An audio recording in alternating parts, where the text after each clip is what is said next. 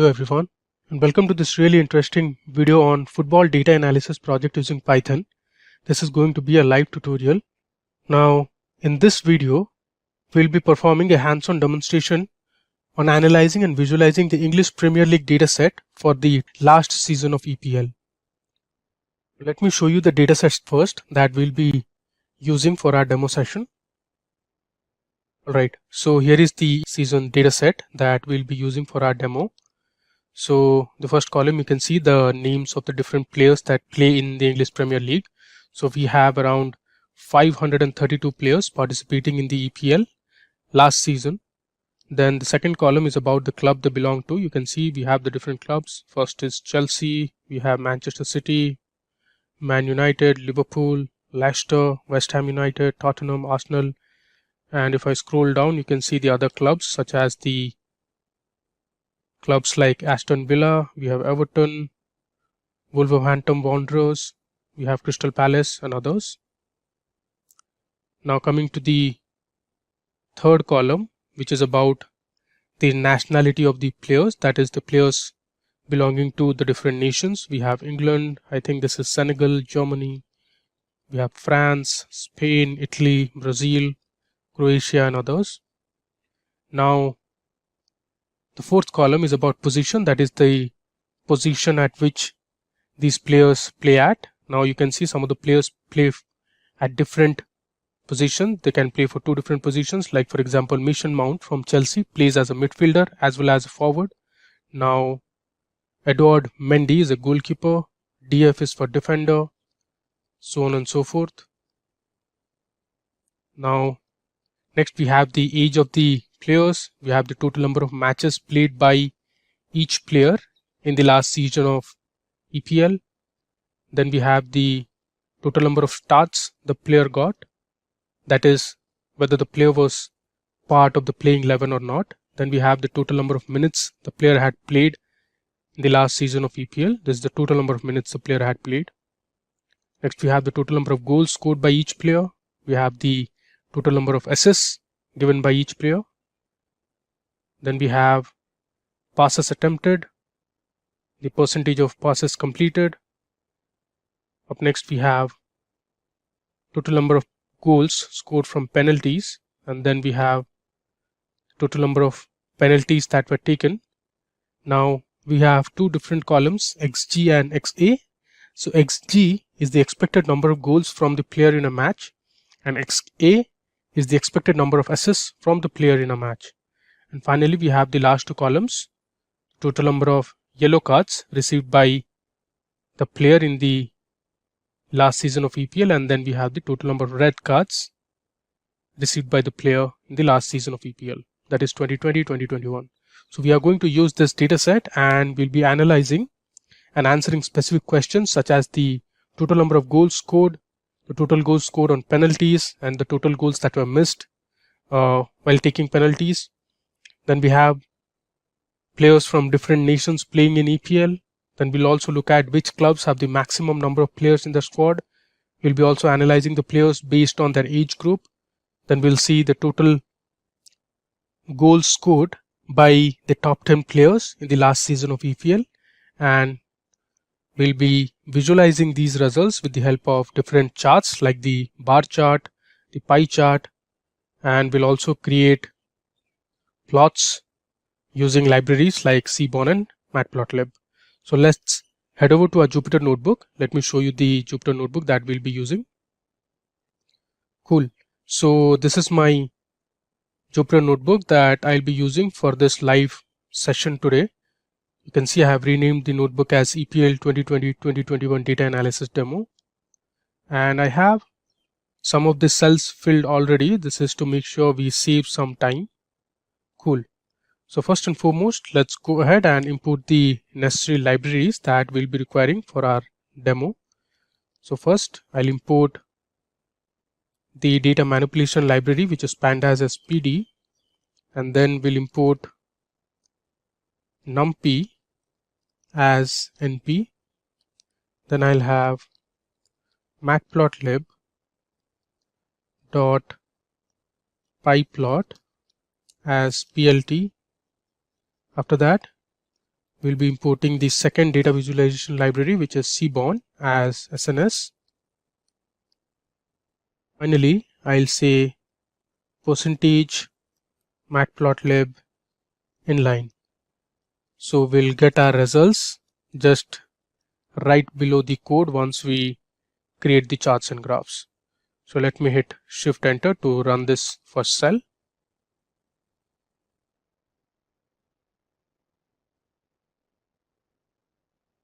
Alright, you can see we have successfully imported the different libraries. Now the next step is to load our EPL dataset. So I'll create a variable called EPL_df, which essentially stands for data frame. I'll say pd dot, since it's a CSV file that we just saw, I'll say read_CSV.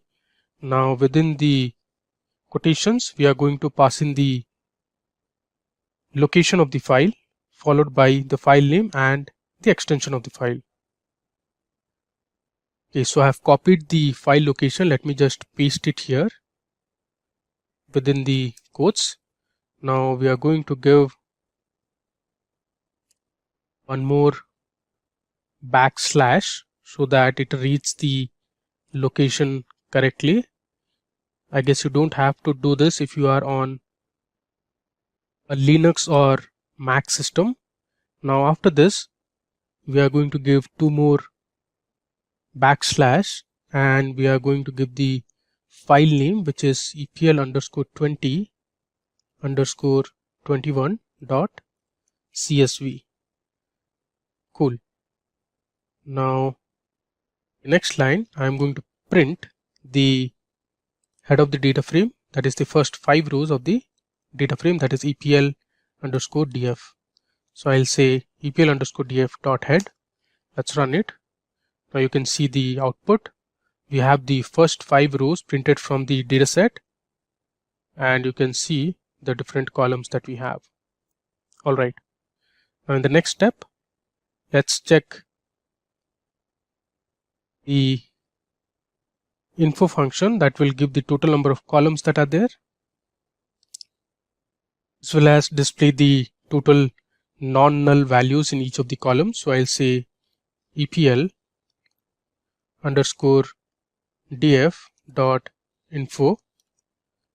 Let's run it. You can see we have the different column names, and on the top you can see there are total 532 entries. We have total 18 columns. You can see total of 18 columns. These are the total columns, their column names, and on the right you can see the total number of non-null objects, which means we do not have any null value in any of the cells or any of the columns. And at the bottom you can see the memory usage and the data types. Alright. Now let's go ahead and use the describe function to get some summary statistics about our dataset. So I'll say EPL_df.describe. Let's run it. And now you can see we have the count, mean, standard deviation, the minimum value, the maximum value, the 25th percentile, the 50th percentile, and the 75th percentile. Now this describe function only works on numeric columns. Cool. Now let me show you a way in which you can check the total number of null values that are there in each of the columns. For that, we are going to use the isNA function, and over that I'm going to use the sum function to get the total number of null values. Here I'll say EPL_df dot, I'll say isNA dot sum. Now let me run it. Here you can see we do not have any null values for any of the columns. Cool. Now let me show you the process in which you can create two more columns, such as the minutes per match, and we'll create another column, that is the goals per match. So for that, I'm going to first call my data frame, which is EPL_df, and within square brackets I'm going to give my new column name, that is minutes per match. This should be a valid Python name. I'll say equal to, now the minutes per match should be equal to the total number of minutes divided by the matches, that is the number of matches played. So I'll say EPL underscore DF. I'll divide minutes by, let me give a bracket here. I'll say EPL underscore DF, and then I'll divide it by the matches column, and we are going to set the type as integer. Alright, then the second column I'll create is goals per match. So I'll say EPL underscore DF, and my new column name is goals per match equal to, let's start with the bracket. We'll say EPL underscore DF. We consider the goals column, and then we'll divide it by EPL underscore DF, give a square bracket and say matches, and we are going to convert the type as float. Cool. Let's run it. Now if I say print EPL underscore DF, you can see, or let's say EPL underscore DF dot head to print the first 5 rows. Here you can see we have created 2 more columns. Let me just remove this print statement and we'll run it again. Now you can see we have created 2 more columns, that is the minutes per match for each of the different players, and then we have the goals per match for each of the different players. Alright, now in the next cell we are going to calculate the overall total goals that were scored in the 2021 or 2020-2021 EPL season.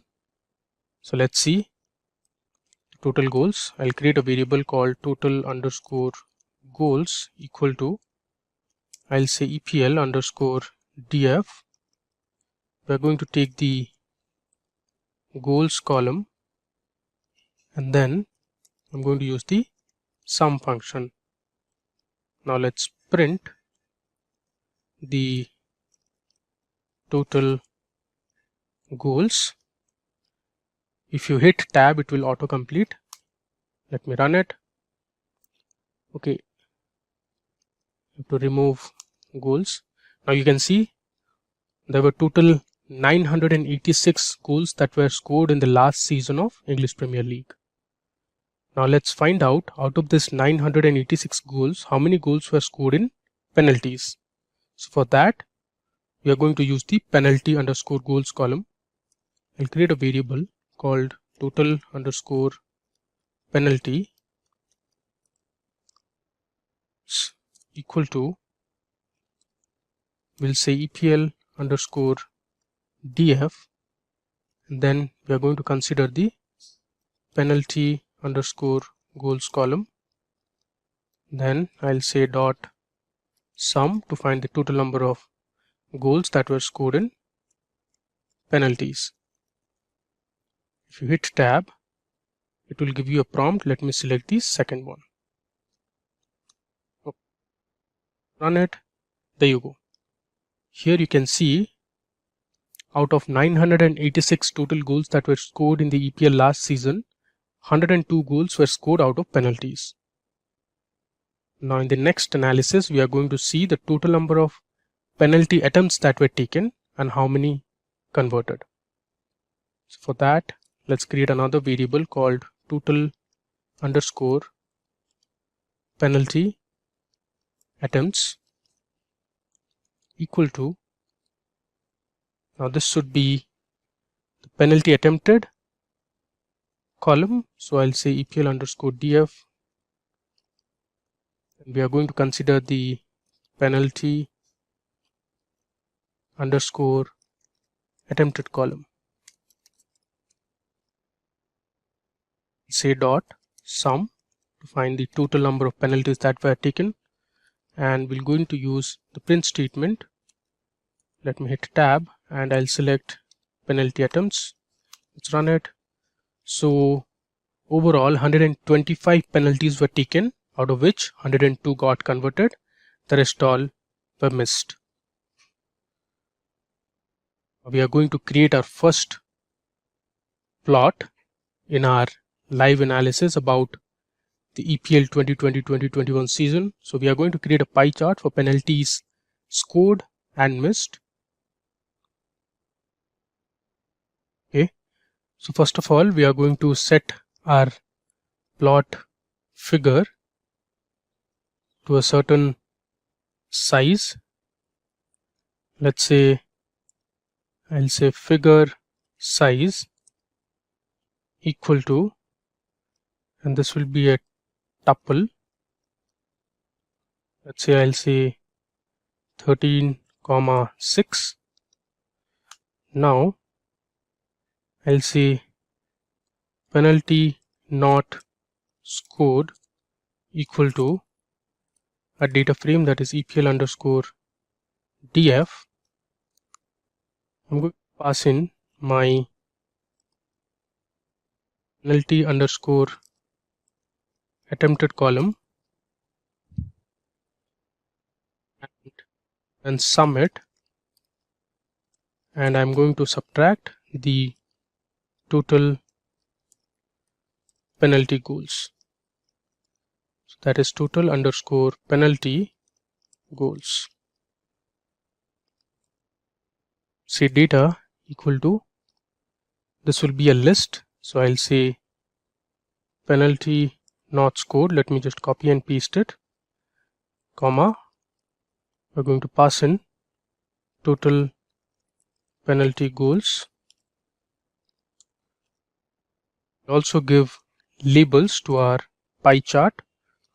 So the labels will be penalties missed, penalties scored. Make sure you put it within quotations.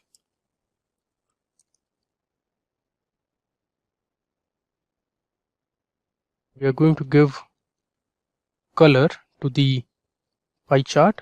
So for that I'm going to use my Seaborn library. I'll say sns dot color underscore palette. Say I'll set my color palette to set 2.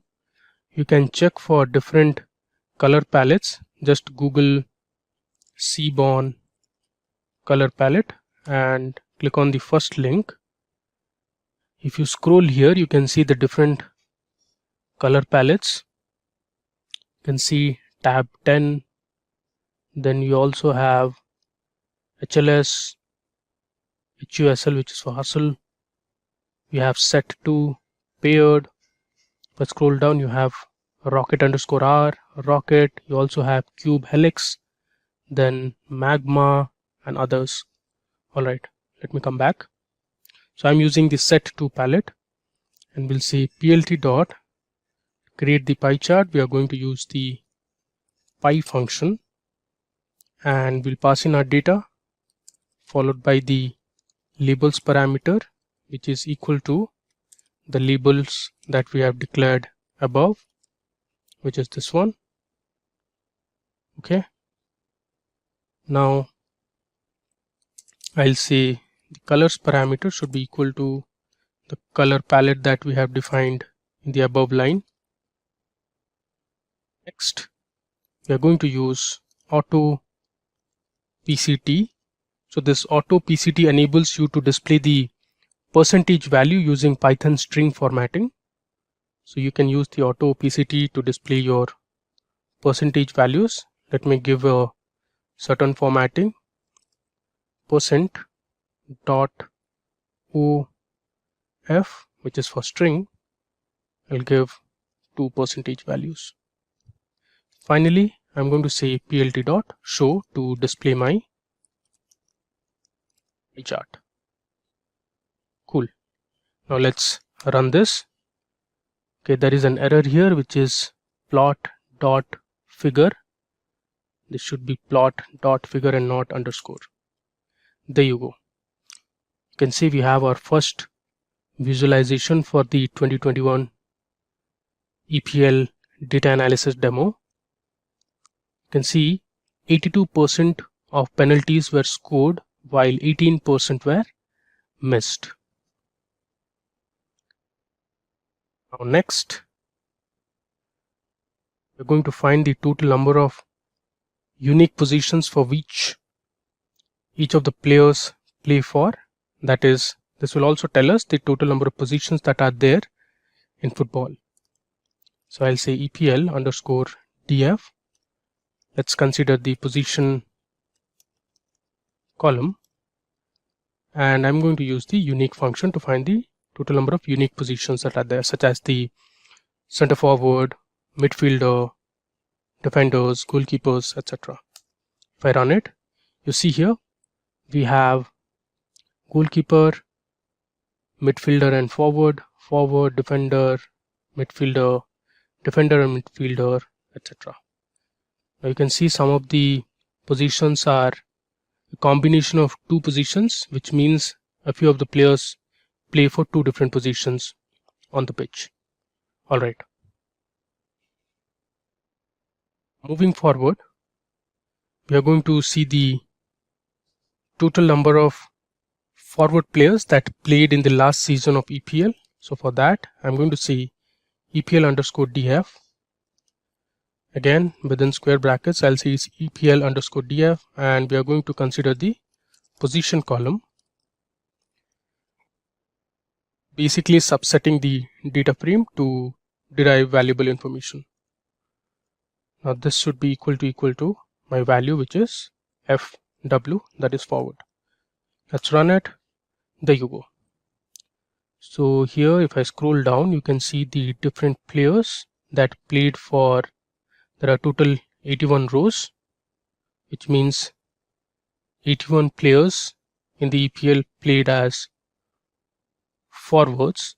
You can see Timo Werner from Chelsea, Tammy Abraham, who currently plays for Roma in Italy. We have Oliver Giroud, then we have Raheem Sterling. Also have Billy Sharp from Sheffield United and Daniel also. Next question that we are going to answer is, we'll see the players from different nations. So we'll see in EPL what are the nations or the total number of nations from which players come from. So I'm going to use this function called numpy.size, and within brackets I'll say EPL underscore DF. We're going to consider the nationality column to find the count. So I'll say nationality,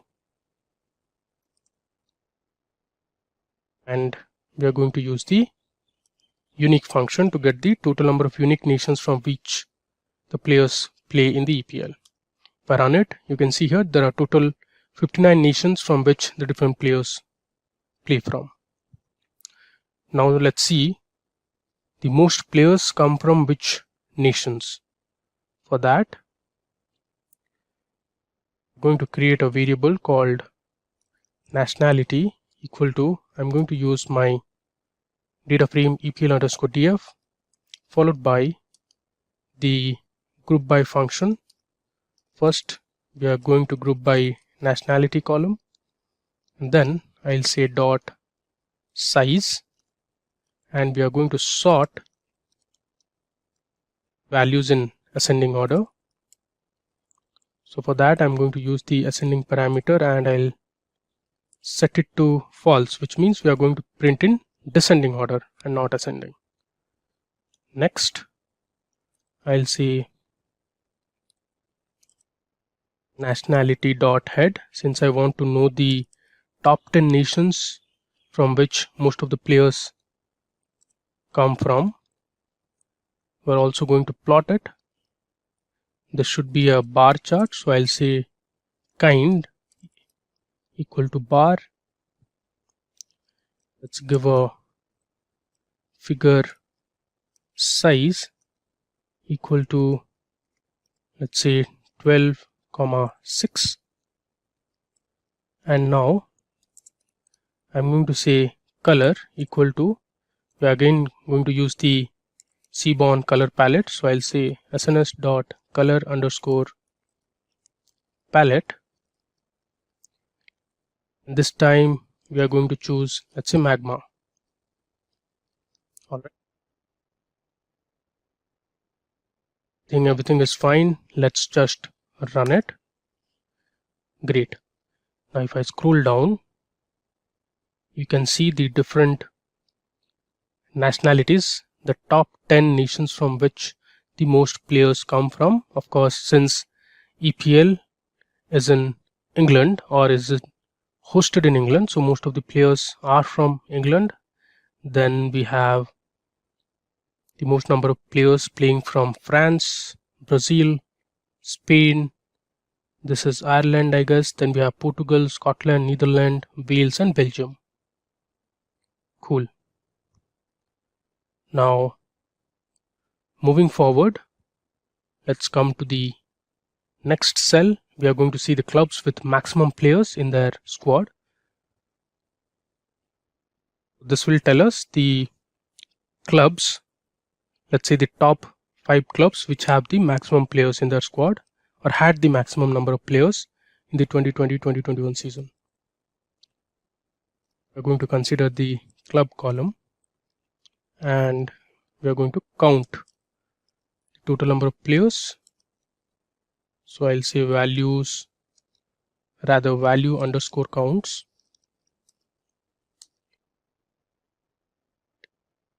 Let's use the n largest function to get the top 5 clubs, and we are going to plot it again. This will be a bar chart again, so I'll say kind equal to bar, comma, and we'll say color equal to sns dot color underscore palette.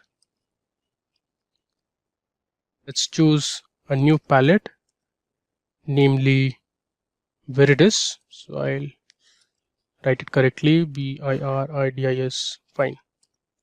Let's run it, and here you can see we have West Bromwich Albion, which had nearly 30 players in the squad. Then Manchester United, I think they had 29 players in their squad last season. Then Arsenal with the third highest number of players, followed by Southampton and Everton. So last three had the same number of players, close to 29 or 28. All right. Now, similarly, if you want to check the clubs with the least players in their squad, we just need to use the n smallest function. Here I can copy this cell of code. We'll just edit it. Instead of n largest, I'll say n smallest. Cool. Rest everything remains the same. Run it. You can see here Leeds United had the least number of players in their squad, followed by Manchester City, Crystal Palace, Tottenham Hotspur, and West Ham United. Cool. Now in the next analysis, we are going to see the players based on age groups. So we are going to define 4 age groups. Let's say players less than 20 years of age, then players between 20 to 25 years of age, then we have players from 25 and 30, that is between 25 and 30, and finally we have the different players who are above 30 years of age. For that, I'll create my first variable, which is under 20. This should be equal to EPL underscore df. I'll say EPL underscore df. We'll consider the age column. Again, we are subsetting the data frame, so I'll say less than equal to 20. Then we'll have age between 20_25 equal to EPL underscore DF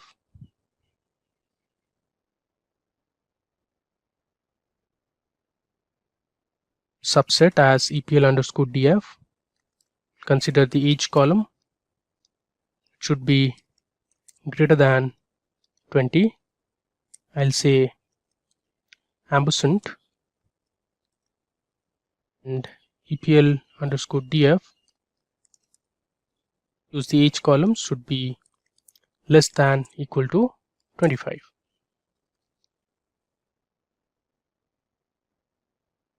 Just copy this. Next we are going to see for age between 25 and 30. So I'll edit my variable name 25 underscore 30. Here this should be greater than 25 and less than equal to 30. Cool.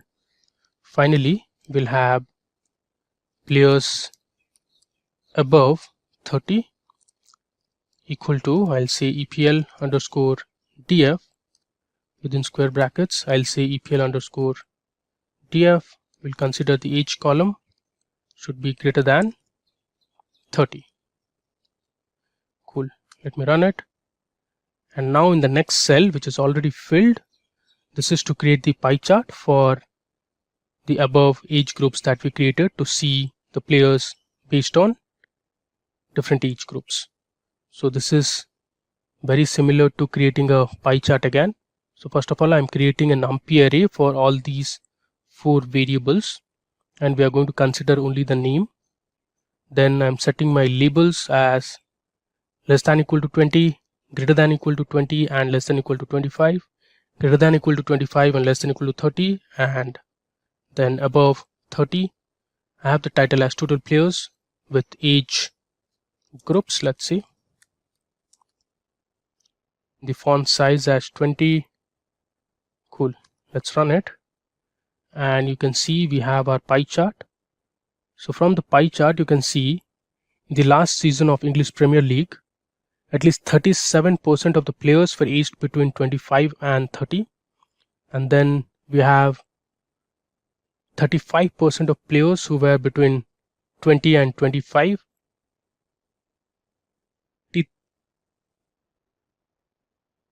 13.3% of players were above 30 years of age, and we had 14.7% players less than equal to 20 years of age. Now if you were to check the total under 20 players in each club, so for that I'll say players under 20 equal to, again we are going to subset our original data frame, EPL underscore DF. I'll say EPL underscore DF, age should be less than 20. Next we'll say players underscore under 20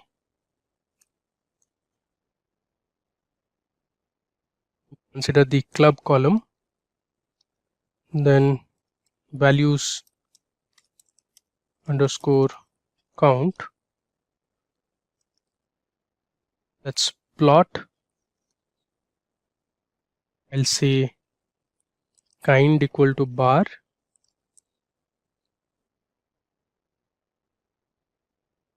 again we are going to choose the color equal to SNS dot color palette. Let's say we'll go with cube helix. Cool. Okay, let's debug the error. There are some errors. It says series object no attribute values underscore count. This should be value underscore counts. Now let me run it. Cool. You can see there are 7 players, or there were total 7 players in the Manchester United club who were less than 20 years of age, followed by 5 players in Wolverhampton Wanderers, then Sheffield United, and the rest of the other clubs you can see. Now let's find out all the players who were aged less than 20 in Manchester United. Well, let me just scroll down. Cool. So here I'll see players under 20. Again, we're going to say players under 20 to subset based on club equal to I'll give the value as Manchester United. Run it, and you can see the 7 players that we saw above. Here you could see we had 7 players in Manchester United that were aged below 20, and the names are Mason Greenwood, we have Brandon Williams, Amad Diallo, Anthony Alanga, we also have William Thomas Fish. Cool. And you can see that ages here 18, 19, all of them are less than 20 years of age. And similarly, you can also check for other club. Let's say you want to see the under 20 players in Chelsea. We just need to replace or subset our club for Chelsea. There are only 2 players who were aged less than 20, Callum Hudson-Odoi and Billy Gilmore. Cool.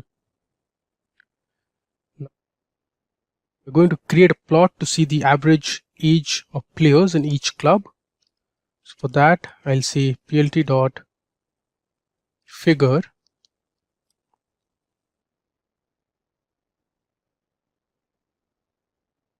take the figure size as, let's say, 12,6.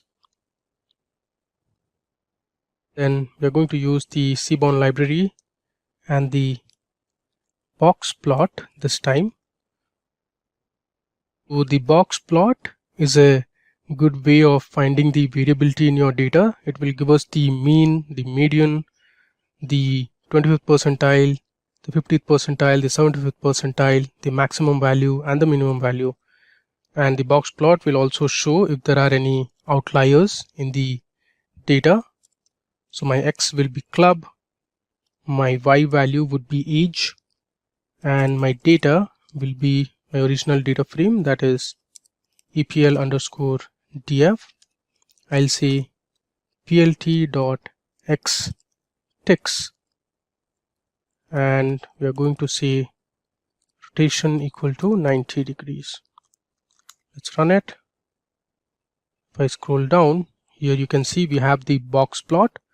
So for Chelsea, you can see the minimum age value, the maximum age value, and then you also have an outlier here. I'm assuming this is someone who's aged above 36 or 37. And then here you can see the median, and similarly you can see for the rest of the other clubs. Now if you notice, I can see here that Crystal Palace has the highest average age. If you see this line, now this line is the maximum for Crystal Palace. Now verify the clubs with the average age of players. I'll say, let's say num_player equal to EPL. Let me just scroll down. Score df dot, we'll use the group by function on club,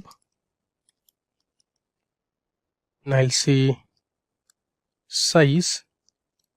To that I'll say data equal to EPL_df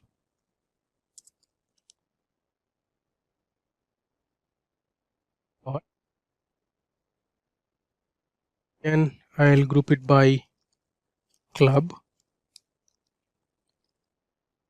Say age dot sum, and we are going to divide it by the variable that we created above, that is num underscore player.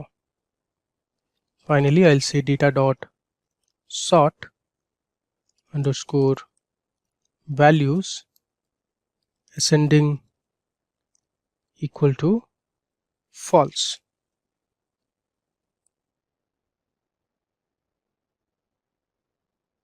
Let's run it. Okay, it has thrown an error. It says sort underscore values got an unexpected keyword argument ascending. Okay, there's a spelling mistake. This should be ascending. There you go. So as we saw above in the box plot, now here you can see Crystal Palace has the highest average age in that team, which is 28.3 years. Then we have West Ham United, followed by Burnley. Now if I scroll down, Manchester United had the least average age of players. That means they had a very young team that played in the 2020-2021 season. After that, there were West Ham, Aston Villa and other clubs. Great. Now in this cell, we are going to find the total assists from each club. For that, I'm going to group by club and we are going to find the sum over the assists column. After that, I'm going to create a bar plot. In the x-axis, we'll have the club names. On the y-axis, we have the total number of assists. Then I'm setting the palette, the color palette to set to. We have an X label, we have a Y label, we have the font size for the labels. I'm going to rotate the x-axis labels by 75 degrees. We have the figure size set and the title as plot of clubs versus the total. This should be assists. Let me run it. And you can see here we have the total number of assists for each of the clubs. As you can see, Manchester City had the highest number of assists, which were above 50 or around 55. Cool. Let's see the players who gave the most assists in the last season of EPL. So for that, I'll create a variable called top 10 assists equal to, I'll use my data frame name EPL underscore df followed by name, then club, then this column, and I also want the matches column. And I'm going to use the n largest function to find the top 10 players. So I'll say n equal to 10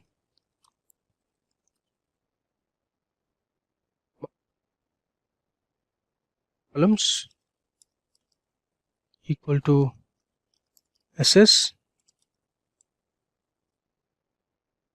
Let's print the top 10 assists. Let's run it. Okay, again there is an error. Let's debug it. It says invalid syntax. Let me check. Club, assists, matches, then we have n largest equal to n equal to 10, columns equal to assists, and this should be a comma. Cool.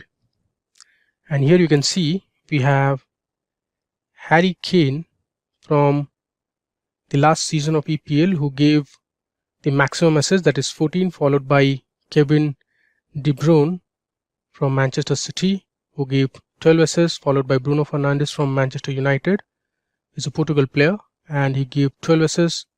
Song Heung-min from Tottenham Hotspur, he plays for South Korea and he also gave 10 assists. Jack Grealish gave 10 assists. Then we have Marcus Rashford, Jimmy Vardy, Timo Werner and other players. Alright.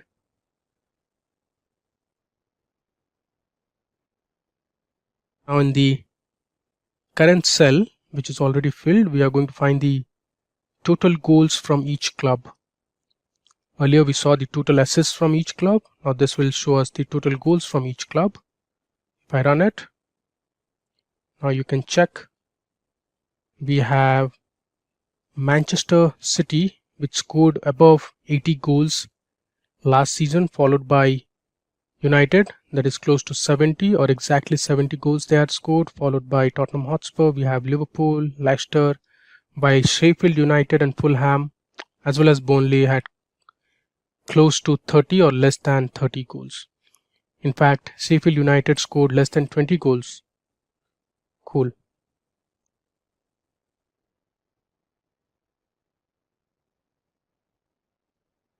Next,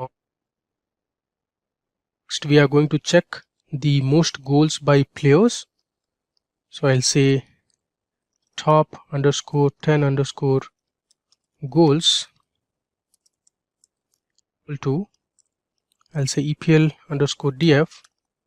Again, we are going to take the name column followed by the club. By this time we are going to consider the goals column. Also take the matches column. Say n largest, make sure there are no spelling mistakes. Say n equal to 10 columns equal to goals, and let's print players with the most number of goals.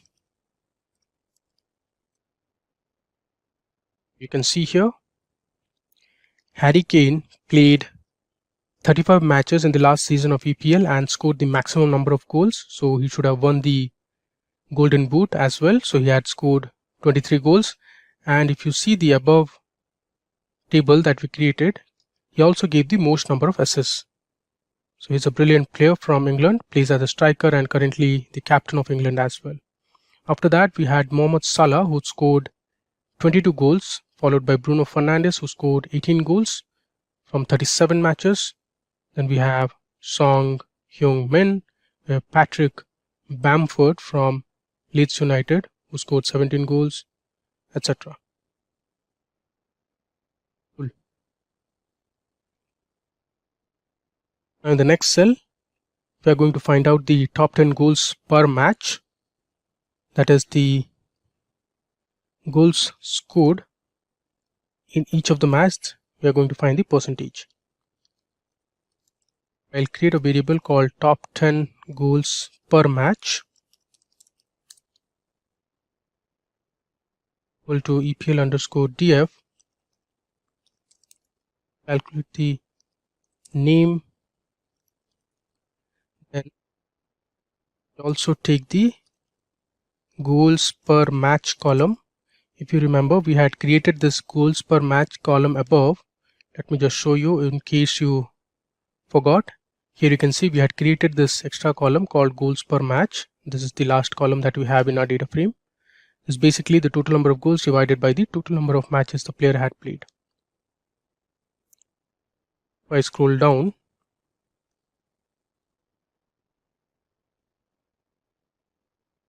we are going to take the name column, the goals per match. Next, we'll consider the matches column, and then we'll also take the goals column. Dot, I'll use the n largest function and say n equal to 10, comma, columns equal to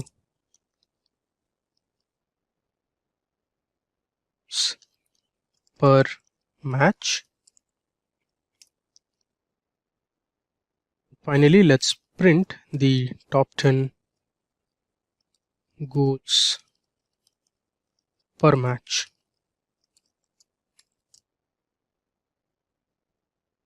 Here you can see we have Kane scored 0.6 goals in a match. Then we have Mohamed Salah with 0.59, Joe Willock with 0.5. Jesse Lingard scored 9 goals in 16 matches, so his goals per match stands at 0.5. Basically, it is the total number of goals divided by the total number of matches. Cool. In the next cell, we're going to create a pie chart that will show us the goals with SS and without SS. So I'll start with my pie chart as plt.figure. We'll set the figure size to 14,7. Create a variable called SS equal to, we're going to find the total number of SS. So I'll subset my SS column and I'm going to use the sum function over it. Then I'll see data equal to, we're going to take the total goals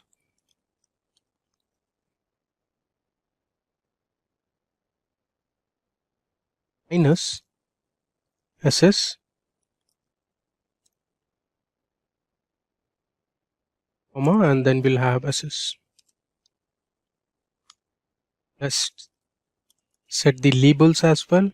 I'll say labels equal to goals without SS, and next label will be goals with SS. Next we'll say color equal to SNS dot color palette. Say I'll take set 1, and finally we are going to use the plt dot pie function. Give my data and labels equal to labels, colors equal to the color that we just set above. We'll again use the auto PCT parameter to give the percentage values. I'll say within quotations percentage dot 0 f percentage percentage. Display, I'll say plt dot show. Everything is fine. Let me just recheck it and we'll run it. It says pie got an unexpected error color. This should be colors equal to color. Is not defined. Again, let's, okay, this should be plt dot show. There you go. So you see we have our pie chart, and in the pie chart you can see at least 69% of the goals were scored with SS, and the rest of the 31% goals in the last season of English Premier League were scored without SS. Coming to the final plot in our live demo session on English Premier League data analysis, we are going to see the top 10 players with the most yellow cards. So basically the players who commit the most number of fouls in a game are given a yellow card or a red card. So for here I'm using the yellow cards column, and I am going to find out the first 10 players with the most number of yellow cards received in the last season of EPL. Let's run it, and if you see, we have John McGinn, who plays for, I guess, Aston Villa, received the most number of yellow cards, that is 12, followed by the captain of Manchester United. This is very surprising. Harry Maguire got 11 yellow cards last season, followed by Conor Gallagher, and we have Douglas Luiz, Kevin Phillips, Mason Holgate as well in this, as well as Ruben Neves. Okay, so that brings us to our live demo session on football data analysis using the English Premier League 2020-2021 dataset. You understood how to load the dataset, and then we explored different functions that are available in NumPy and Pandas. After that, you saw how to create pie charts, bar graphs, and then you also created a box plot. We saw the total number of goals scored by each club, the total number of assists, the players with the highest number of goals, the players with the highest number of assists, then the goals that were scored in penalties and without penalties. Alright, live video session on EPL 2020-2021 data analysis project by SimpliCode. I hope it was useful and informative. If you have any queries, please feel free to put them in the comment section of the video. Indian Premier League, that is IPL, is one of the most popular and exciting events in world cricket. So in this video, all the results and insights that you will see are totally based on the data we have collected from Kaggle. We will leave a link to the dataset in the description of the video. You can go ahead and download it. For this demo, we'll be using Python and Jupyter Notebook to answer specific questions. So let's get started. We'll move over to our Jupyter Notebook. Okay, so I'm on my Jupyter Notebook and this is the file that we are going to use.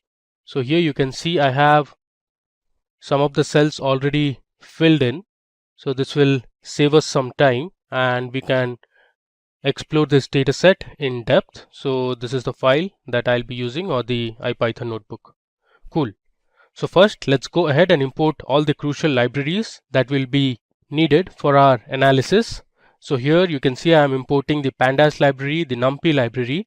These are for data manipulation and numerical computation. Then we have Seaborn and Matplotlib for data visualization. Then I have imported this warnings module so that we do not get any warnings while running the code. Cool. So let me just hit Shift Enter to run the first cell.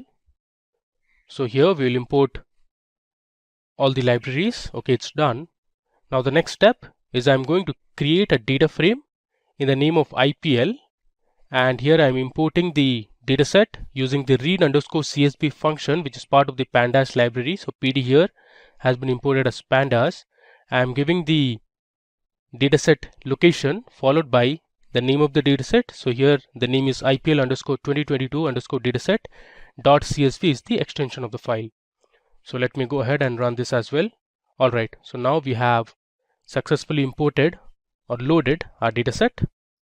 Now the next step, let's go ahead and explore our dataset. So I'll use the head function for this, IPL.head.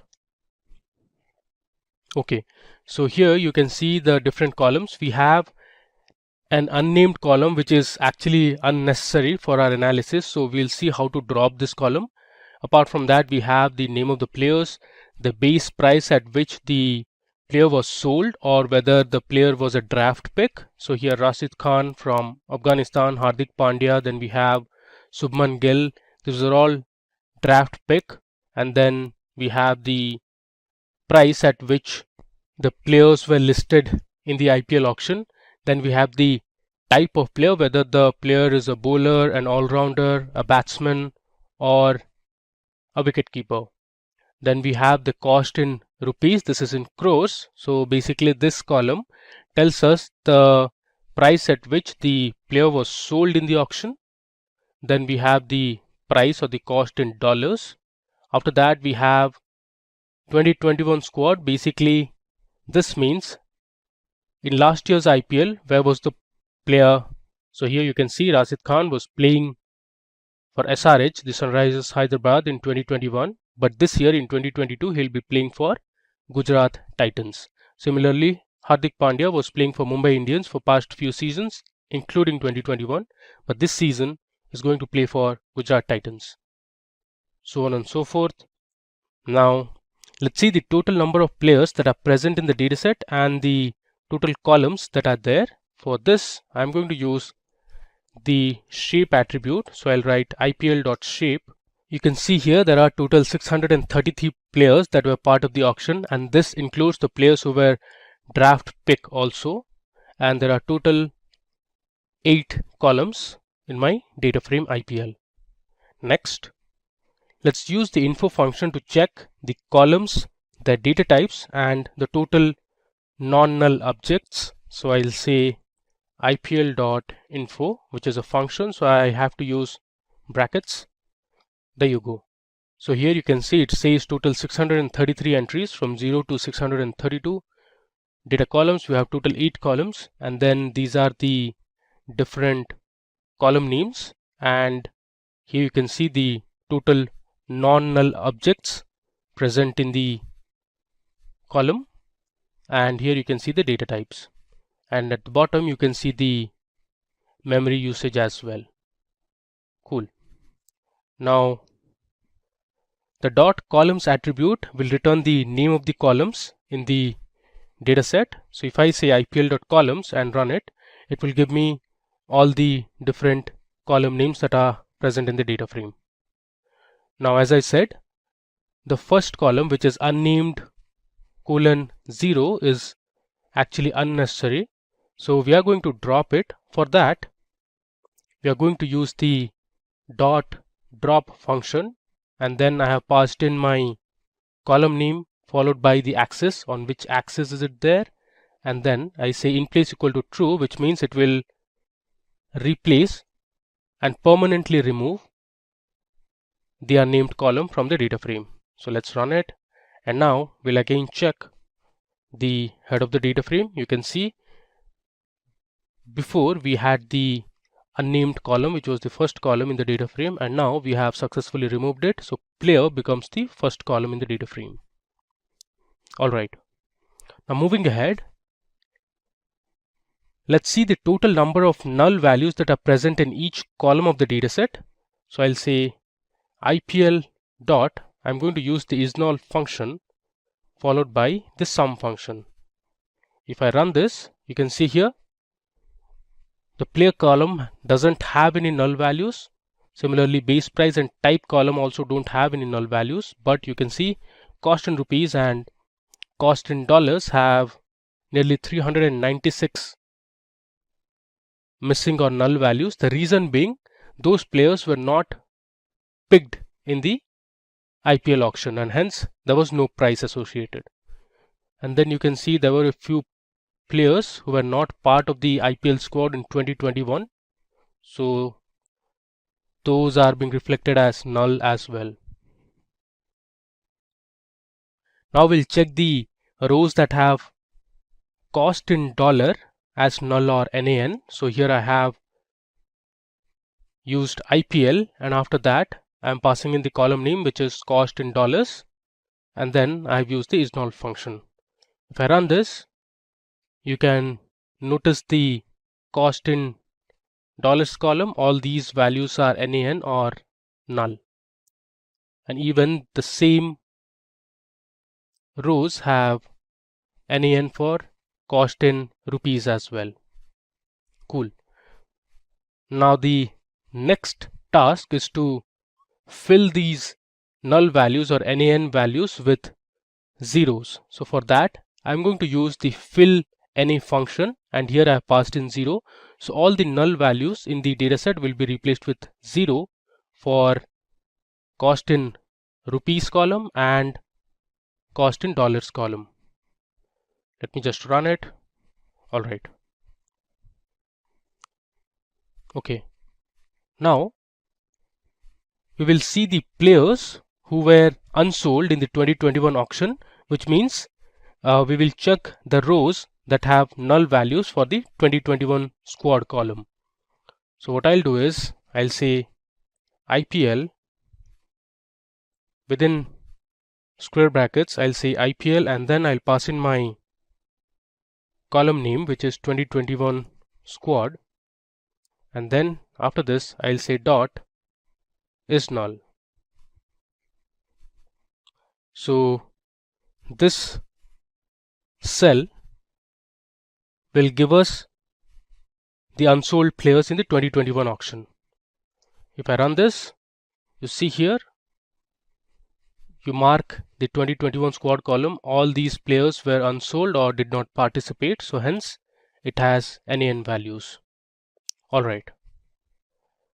Now what we are going to do is we will replace all the null values that are present in the 2021 squad column with not participated. like how we did in the previous example, we replaced all the null values with 0. Here we'll replace with a text value called not participated. So I'll say IPL, I'll pass in my column name, which is 2021 squad, equal to, I'll say IPL 2021 squad dot fill NA, which is the function, and here I'll pass in a text or a string saying not participated. Alright, let's run it. Before that, let me just scroll it down. Now I'll run it. Cool. Now that we have treated the null value successfully, let's verify it again. So I'll just say IPL dot is null, and then I'm going to use the sum function. If I run this, okay, this is also a function. Cool. Now if you see, we have successfully removed all the null values and replaced with either zeros or not participated, and hence now you can see none of the columns in the IPL data frame have null value, so it shows 0. Great. Now moving ahead, now we are going to add another column called status, which will hold two values, sold and unsold. But before that, we are going to slice our data frame. So here I am looking for all the rows where cost in rupees is greater than 0, and those should be unique, and I'm storing the value in a variable called teams. So here you can see we have the different teams where the cost in rupees is greater than 0. Now I'm going to create another column called status. So I have written IPL within square brackets. I'm passing in the column name, which is status, and that will be equal to the team replaced by sold value. Let me just run it and show you the result. There you go. So here you can see we have added a new column called status, and it has values sold and unsold. If I just say IPL, at the bottom you can see the unsold values as well. Cool. Now in the next cell, we are going to check for duplicated players. So there are duplicate rows in the data frame, but here the names of the players are same, but in reality the players are different. So it is quite understood that different players can have the same name. So to get those names, I am using the duplicated function, and I'll say keep equal to false, which means I don't want to keep those players. Now let's run it. There you go. So here you can see Lalit Yadav, we have two entries. So Lalit Yadav here is an all-rounder whose base price was 20 lakh for 2022 IPL, and last year he was playing for the Delhi Capitals, and this year also he is sold to Delhi Capitals. Next we have Lalit Yadav, who happens to be a bowler. So this is again different Lalit Yadav. So last year he was unsold, and even this year he remains unsold. Similarly, we have Amit Mishra, who earlier used to play with the Delhi Capitals, but this time he remains unsold, so on and so forth. So you can see two entries for Subham Singh as well and Shivam Mishra. Alright. Now let's answer a very basic question. We're going to find out how many players have participated in the 2022 IPL auction. For that, we have already seen the total number of rows that were present, but again I'm going to use the shape function, and within square brackets I'm going to say 0, which means it will give me the total number of rows, and you can see 633 players were part of the auction. This is as per our data that we have collected from Kaggle. Up next, we are going to find how many types of players have participated. So I'm going to say types equal to, say, IPL. I'll use the column name which is type, and I'm going to find the count of each type of players that are present in the data frame. I'm going to use the values underscore counts function, and then I'll say types dot reset underscore index. If I run it, okay, there is an error here. Let me debug the error. Okay, so this should be value underscore counts, and the variable name is types and not type. So let's run it. You can see here we have the different types of players. So all-rounders, there are total 242 all-rounders who are part of the auction. Then we have 215 bowlers, 112 batsmen, and 64 wicket keepers. Now using the above table that we just created, I'm going to plot my first pie chart. So for that I'm going to use the matplotlib pie function. So plt.pie, I'm using types.values since I want only the values from this table, and then I'm saying labels equal to types.index. I've used a label distance of 1.2 to maintain some space, and then this is my format in which I want to print or show or display the percentage of distribution. I am going to use shadow, so it says shadow equal to true, which is another parameter or an argument, and then I'm going to start my angle at 60 degrees, and here I have used a title called roll of players participated that will have a font size of 15, and finally I'm saying plt.plot. So let me just run it. There you go. So here we have a nice pie chart or a pie plot. So you can see the different pies here. We have all-rounder, wicketkeeper, batter and bowler. So majorly there are all-rounders in the auction followed by bowlers. Then we have 17.69% batters and 10.11% wicketkeepers, which is the lowest. Cool. Now we are going to create another bar plot or a bar graph that will tell us how many players were sold and unsold. So for this I'm going to use a count plot. So we'll create two bars, one for sold and the other one for unsold, and each of the bars will have different colors. One will have orange, the other one will have pink, and I'm using labels. So to label the x-axis and y-axis, I have sold or unsold. Y label will have number of players. The title of my bar graph would be sold versus unsold. I've given a font size of 15 and I'm saying plt.plot. Now the function that you see here at the bottom will display the data labels for each of the bars. Let me just run it and show you the result. There you go. So I have used a figure size of 10,5. Alright, now you can see we have a really good bar plot which says there were total 237 players sold and 396 players were unsold as per the data we have. Cool. Now you can also print the total sold and unsold values. Let me show you how to do it.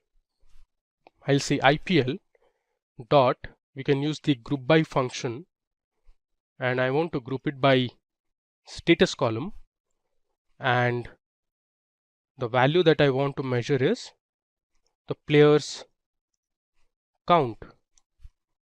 So I'll say players, rather player, and then I'm going to use the count function.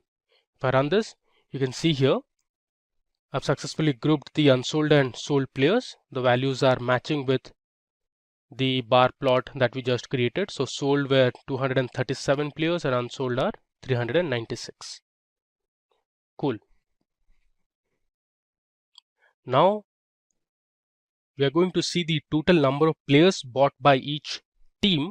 Again, this is going to be a count plot, so basically a bar plot. So here the condition I'm passing is in the teams column, the value shouldn't be unsold. So players bought means the value should be sold. So here I'm using this condition, and the rest of the things remains the same. One improvement I have done here is I'm using x-text rotation equal to 70 degrees. This basically means the x labels would be tilted by 70 degrees. Now let's see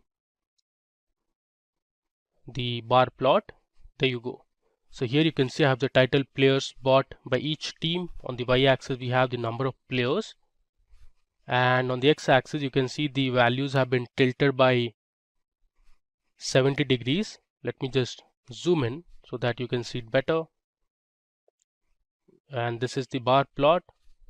So the maximum a team can purchase is 25 players. Some of the teams have also purchased 24, 22 and 23 players. Let me just show you. So Gujarat Titans have totally purchased 22 players.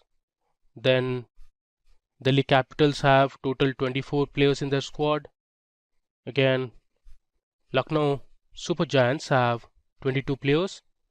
If I scroll and see again, Bangalore Royal Challengers or RCB, the Royal Challengers Bangalore have 22 players in the team, and Rajasthan Royals and Sunrisers Hyderabad have 24 and 23 players respectively in their teams. Alright, now we will create 3 more columns called retention, base price and base price unit. For that, first of all, I am creating a new column called retention, which is equal to IPL base price. Let me just run it, and then I'm going to replace these values that are present in the list: 2 crore, 40 lakh, 20 lakh, 1 crore, 30 lakh, 1.5 crore with from auction, and I'm saying in place equal to true. Let me just run it. Then we are going to treat the base price. So here in the base price column, I'm going to replace draft pick value as 0. So let's run that as well. And now I'm going to split the base price value into 2 separate values called base price unit and base price. So basically I'm splitting on the space that I have. Let me show you how it is going to split. So this is, let's say, our base price column. What I did was I replaced the draft pick values to 0, and then the rest of the values will be split into 2 columns called base price unit. So basically it will have the unit of the base price, let's say crores or lakhs, and the base underscore price column will have the value, which is 2, here 40, 20, 20, so on and so forth. Let me just scroll down and run that particular cell. Now to create these 2 columns, the base price unit column and the base underscore price column, I have used the lambda function, and I'm splitting based on the space. Let's just run it. Now I have replaced retained with 0, and let me show you the final data frame that I have. So here you can see we have replaced the draft pick values in the base price column to 0, and on the right side you can see the 3 different columns that I wanted to create. So one is called retention. So zeros refer to draft pick. Any other value will say the player was picked from the auction. Then you have the base price unit. So here you can see crores, lakhs, and the value base price is 2, 40, so on and so forth. Cool. Choose from over 300 in-demand skills and get access to 1,000 plus hours of video content for free. Visit SkillUp by SimpliLearn. Click on the link in the description to know more. Now let's check how many players were retained and bought from the auction by each of the teams. So I'll say IPL, let me just scroll down, dot, I'm going to use the group by function. Then I'll say team, comma, retention, then I'm going to use the value as retention because I want to find the count of retained players. Then I'll say colon -1. Let me run it. You can see here the different team names because I have grouped by team and then retention. So I have Chennai Super Kings. From the auction they had picked 21 players and they had retained 4 players. Coming to Delhi Capitals. Delhi Capitals in the 2022 IPL auction they picked total 20 players and they have retained 4. Similarly, if I scroll down, let me talk about, let's say, Punjab Kings. They have picked 23 players from the auction and retained 2 players from the team last year. Talking about RCB or Royal Challengers Bangalore, they have picked 19 players from the auction and they have retained 3 players. Alright. Now in the next cell of code, we are going to display the players in each team based on the different types of players. So let me just run it and show you the result. So here I am using the same condition. The value shouldn't be equal to unsold, and I'm going to use another parameter called hue for the different colors. So here I have used hue as type because I want to show the players in each team based on the different types. Again, I have given my title to the bar plot, and then I have the X label, the Y label, and my rotation is 50 degrees now. If I scroll down, you can see the different types of players. Here is the legend. So blue is for bowler, orange or yellow is for all-rounder, green is for batter, and red, which also looks like maroon, is for wicket keepers. And on the x-axis you can see the different team names. Alright, now let's answer another couple of questions. So here I have, what is the highest amount spent on a single player by each team? So to solve this question, I'll say my data frame name, that is IPL.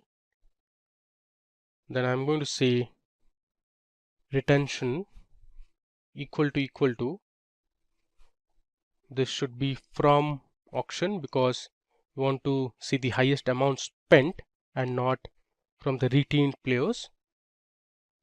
Then I'm going to group by, I'll say team,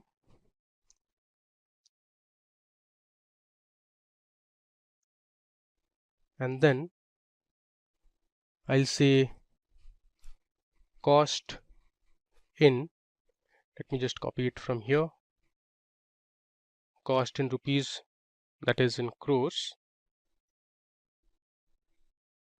and I'll say max colon -1 dot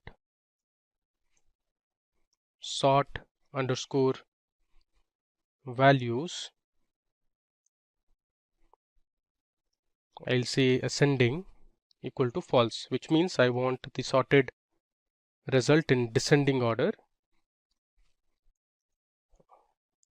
Okay, let me just bring this to the left side and we'll run it.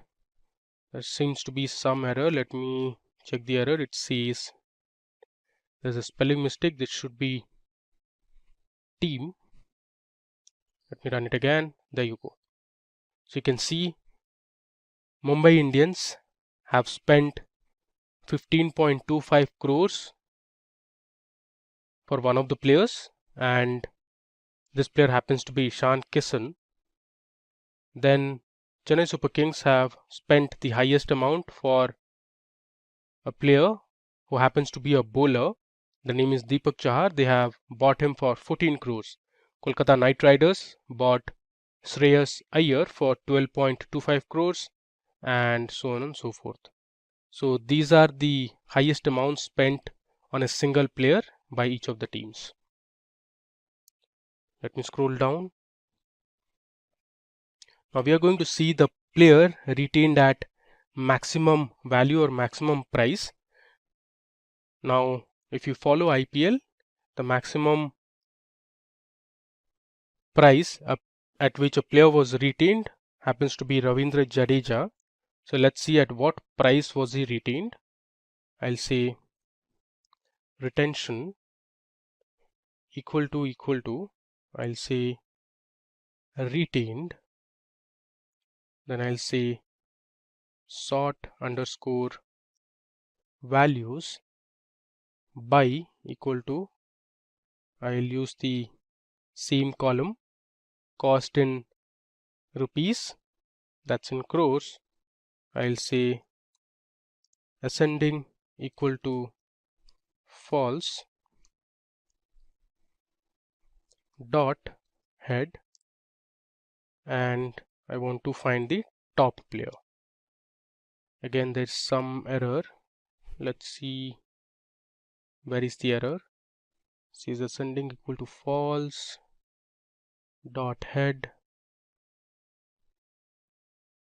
Okay, this should be sort underscore values,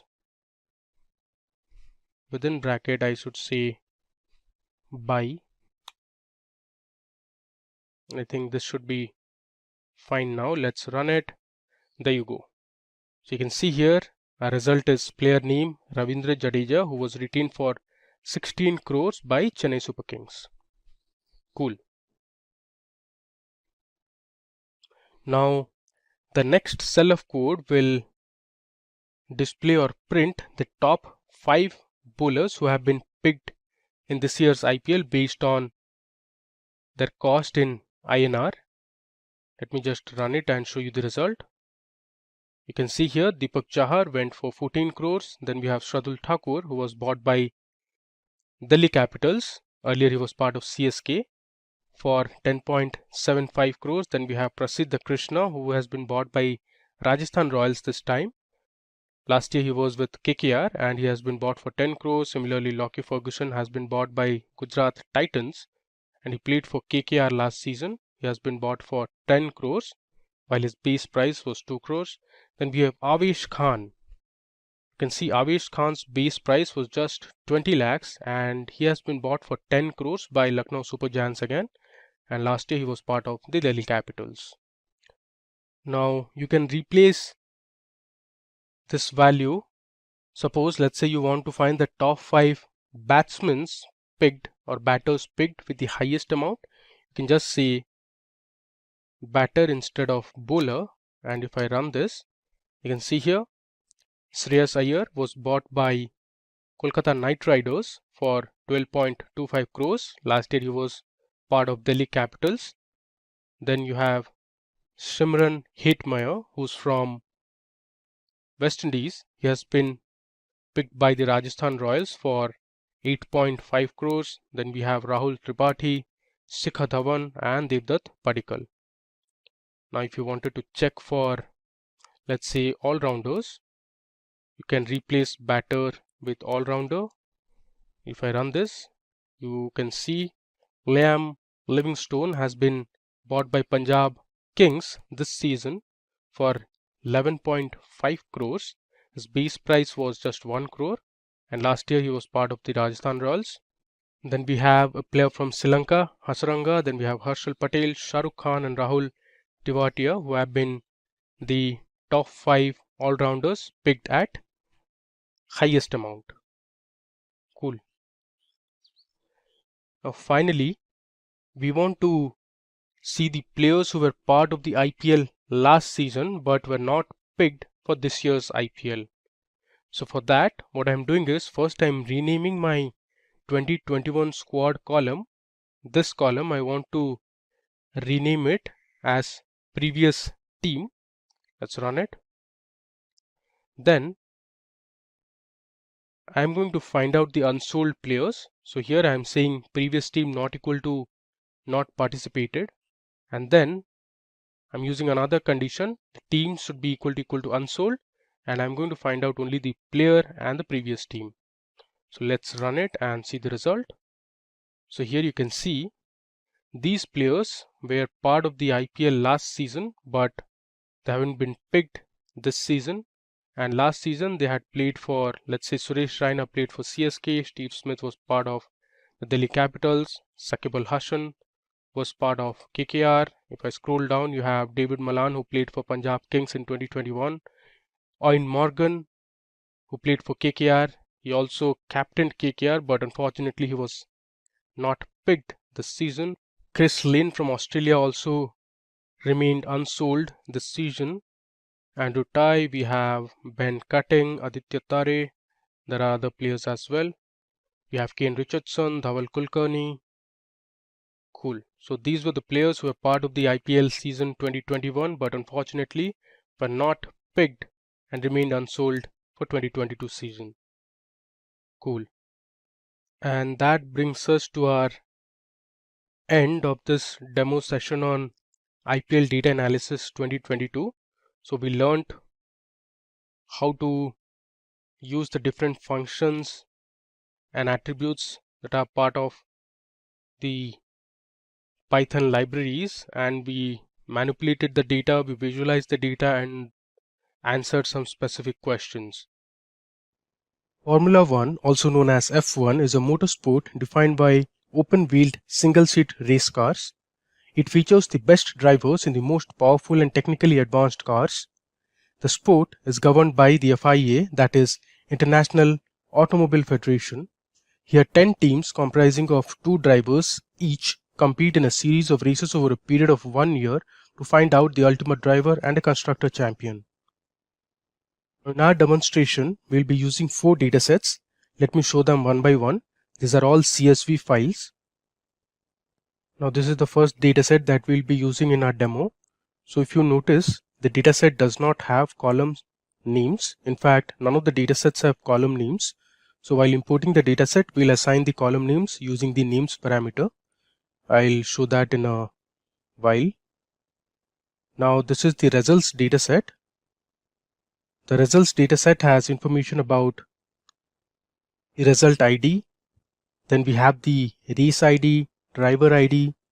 We have the constructor ID, grid, position. Then we also have information about the fastest lap. Then we also have information about rank, the fastest lap speed, and the status ID. Now moving on to the second dataset, which is about races. Now this is the second dataset, which is about races. So it has information about the race ID, the year in which the race was held. Then we have the round number, circuit ID, then the name of the Grand Prix. So you can see here Australian, Malaysian, Chinese, Spanish, Monaco, Turkish, British, German, and others. Then we have the date on which the GP was held or the Grand Prix was held. We have the time and a URL which basically leads to the Wikipedia page of that particular Grand Prix for that year. Now moving on to our third dataset. So this is our third dataset, which is about drivers.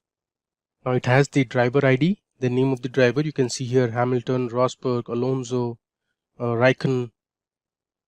Then we have Sato, Massa, Button, Weber, and all.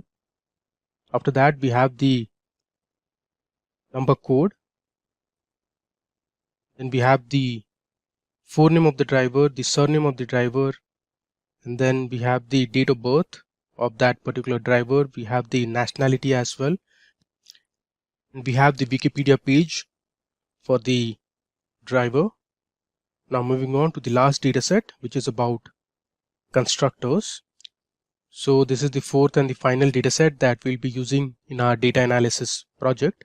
So here we have the constructor ID, then the constructor reference in Formula One, and this is the actual name of the constructor. So we have McLaren, we have BMW Sauber, Williams, then we have Ferrari, Toyota, Red Bull, Force India, We also have Jordan, Jaguar and all. Next, we have the nationality and the URL, that is the Wikipedia page of that particular constructor. Now let's head over to our Jupyter notebook and we'll start with our analysis. Here is my Jupyter notebook that I'll be using for this demo. You can see some of the cells are already filled. This is just to make sure we save some time. So using these datasets that we just saw and our libraries such as NumPy, Pandas, Matplotlib and Seaborn, we'll answer specific questions such as the drivers and constructors who have been the most successful throughout the history of F1 sport. Then we'll explore the impact of starting and finishing positions and if the speed of the cars has changed over the years. So let's begin with our analysis. First and foremost, we are going to import all the necessary libraries. So here I'm importing NumPy, Pandas, Matplotlib and Seaborn. And after that I'm writing %matplotlib inline. That is to ensure that all the plots are embedded inline. I'll hit Shift Enter to run it. It'll take some time. There you go. So we have successfully imported all the libraries. Now the next step is to load the data and assign column names. So I'll load my first data, which is results. I'll say pd.read_csv. I'll give my file name, which is results.csv.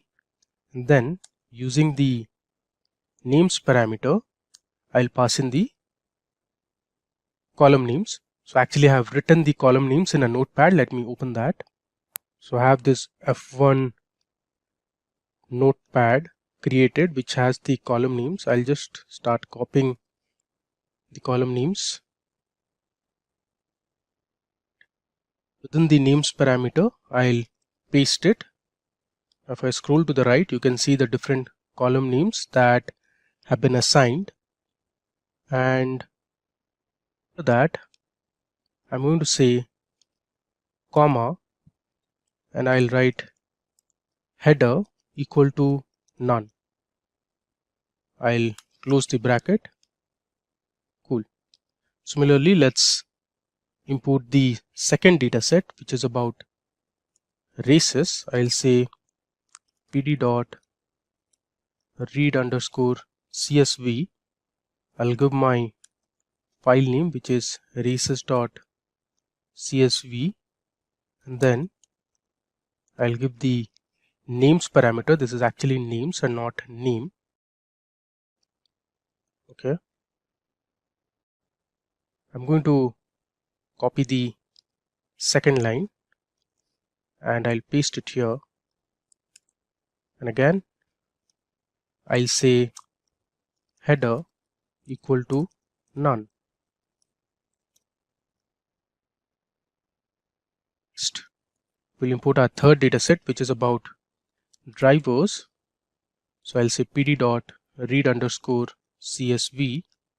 I'll say drivers.csv. Then again use the names parameter and I'll copy the third line now, which has the column names for the drivers dataset.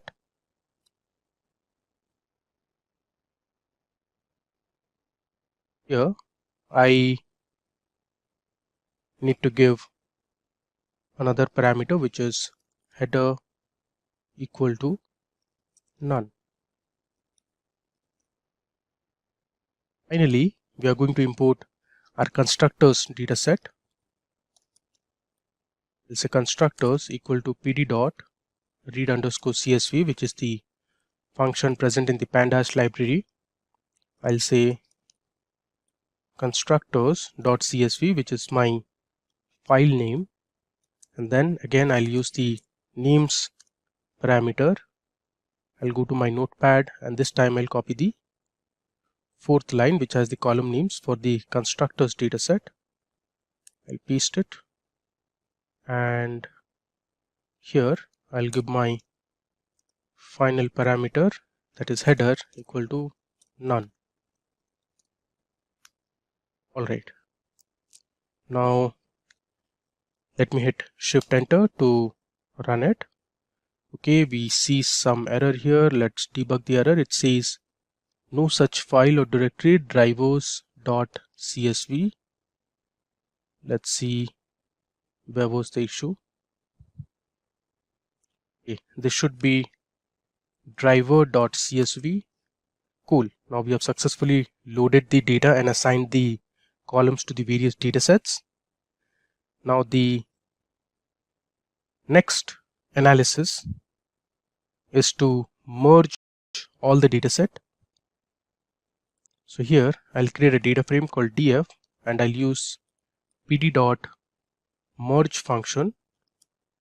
First I'll use the results data frame that we just imported above, this one, and I'm going to merge it with races data frame, and from the races data frame I'm going to take specific columns like the race ID, then I need the year, after that I need name. Next I'm going to take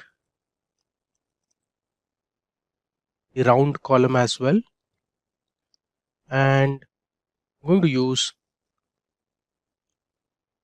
on parameter. So on parameter is actually the column that is common to both the data frames, that is results and races. So here my common column is going to be the race ID because it is present in both the data sets, and I would like to merge. So for that I'm going to use how. So I'm going to use a left join. So if you know SQL, you will be aware of left join. It takes all the rows from the left table and only the matching rows from the right table. I'm again going to use the merge function. So I'll write df equal to pd dot merge. I'll say df comma, and now I'm going to merge the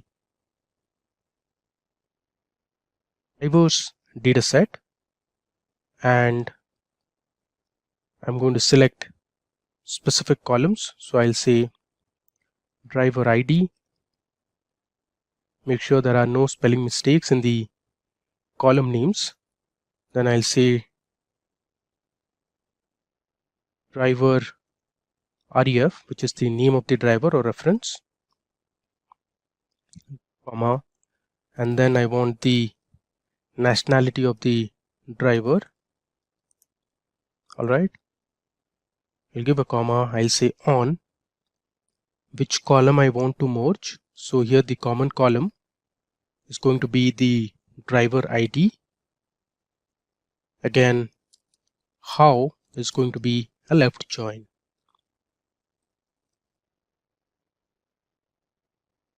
Going to the final merge part, I'll say again df equal to pd dot merge. I'll pass in my data frame and my final data set which I have is about constructors.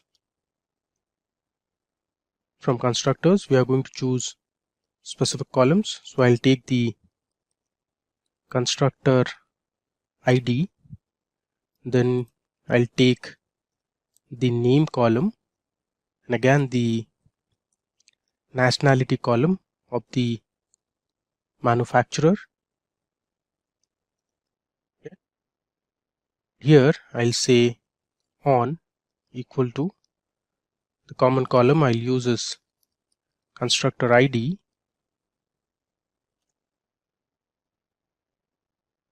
Give a comma and say how equal to left again. Cool. Make sure you're merging it with the right column names. So let's run this cell to merge all the 4 data sets. I'll hit shift enter. Oops, there is some error. Let's see. It says constructor ID index. Okay, there's a spelling mistake. This should be constructor ID. Cool. Let's run it. There you go. Now the next thing we want to do is to drop the unnecessary columns. So I'll say df dot drop. Within the drop function, we are going to pass in the column names. I'll say number. Then we also don't want the position column. Next we have position underscore text. After that we have laps. Next we are going to drop fastest lap.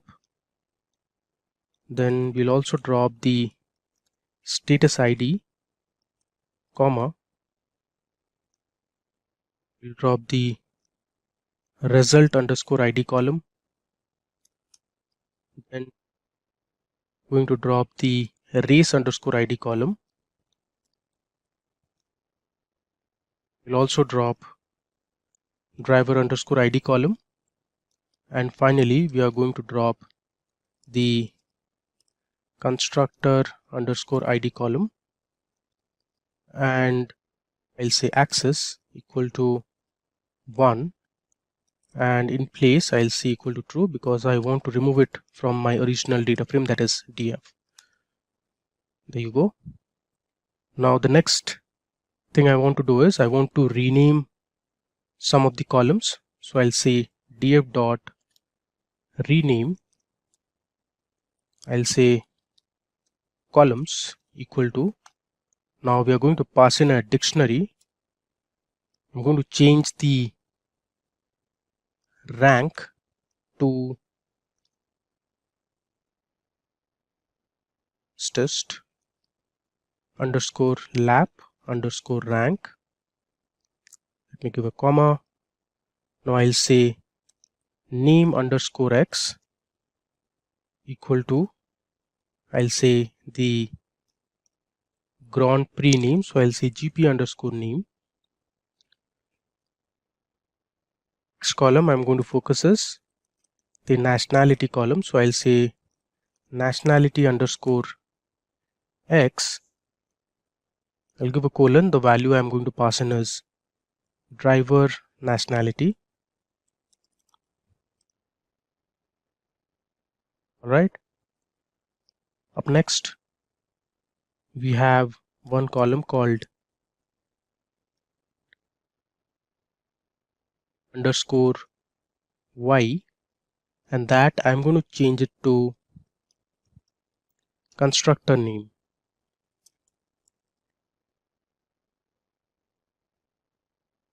Another comma, I'm going to say nationality underscore y colon, change it to constructor nationality underscore nationality. Finally we have driver underscore ref column, and that I'm going to replace with just driver. Finally I'll say in place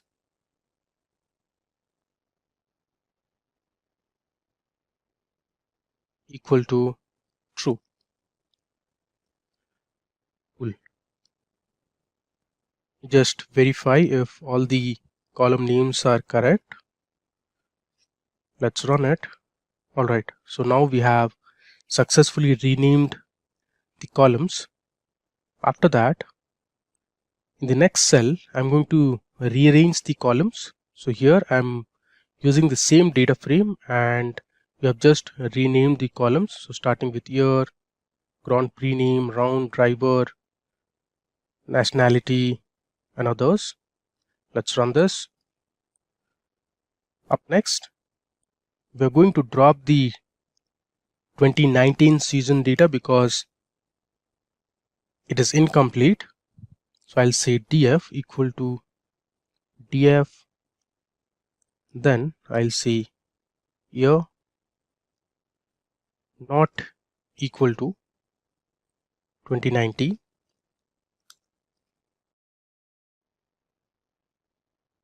Let's see how to sort the values. So I'll say df equal to df dot sort underscore values, which is the function name. I'm going to sort it by year, followed by round,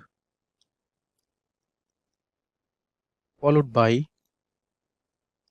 the position underscore order, comma, I'll say ascending equal to, first let's say is false, next I have true, and then I'll have true. Alright, moving ahead, now we are going to see how to replace the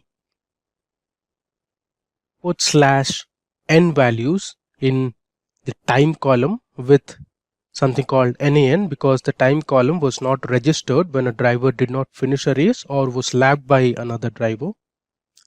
So to do this, I'm going to say df dot time dot, I'm going to use the replace function, and here I'll say / or /n, and I'm going to replace with numpy's NaN. I'll say in place equal to true. Let me just copy this because we are going to use the same meters. Next, I'm going to replace the milliseconds value, the milliseconds dot replace, I'll paste it here, then I'll say df dot fastest underscore lap underscore rank dot replace, paste it.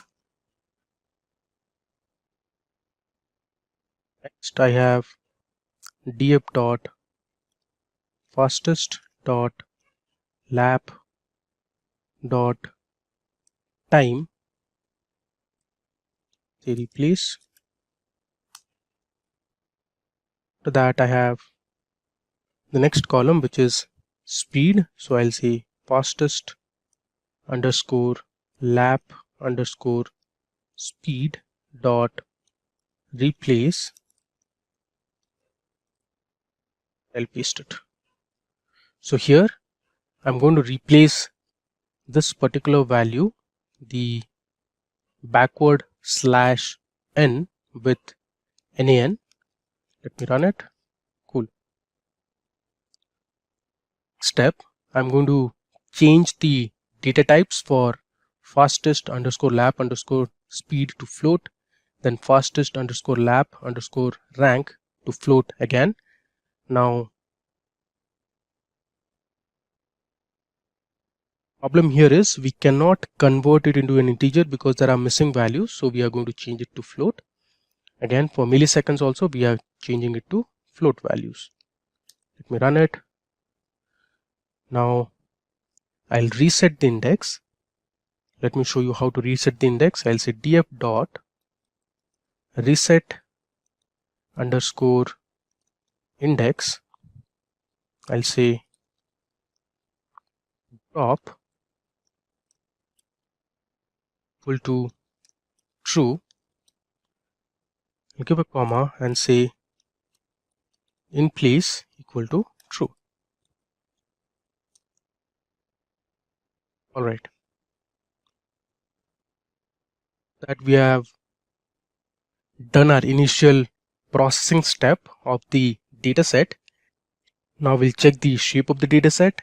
Then we see all the data sets, the total number of non-null values, the memory usage, and we'll check the head of the data set.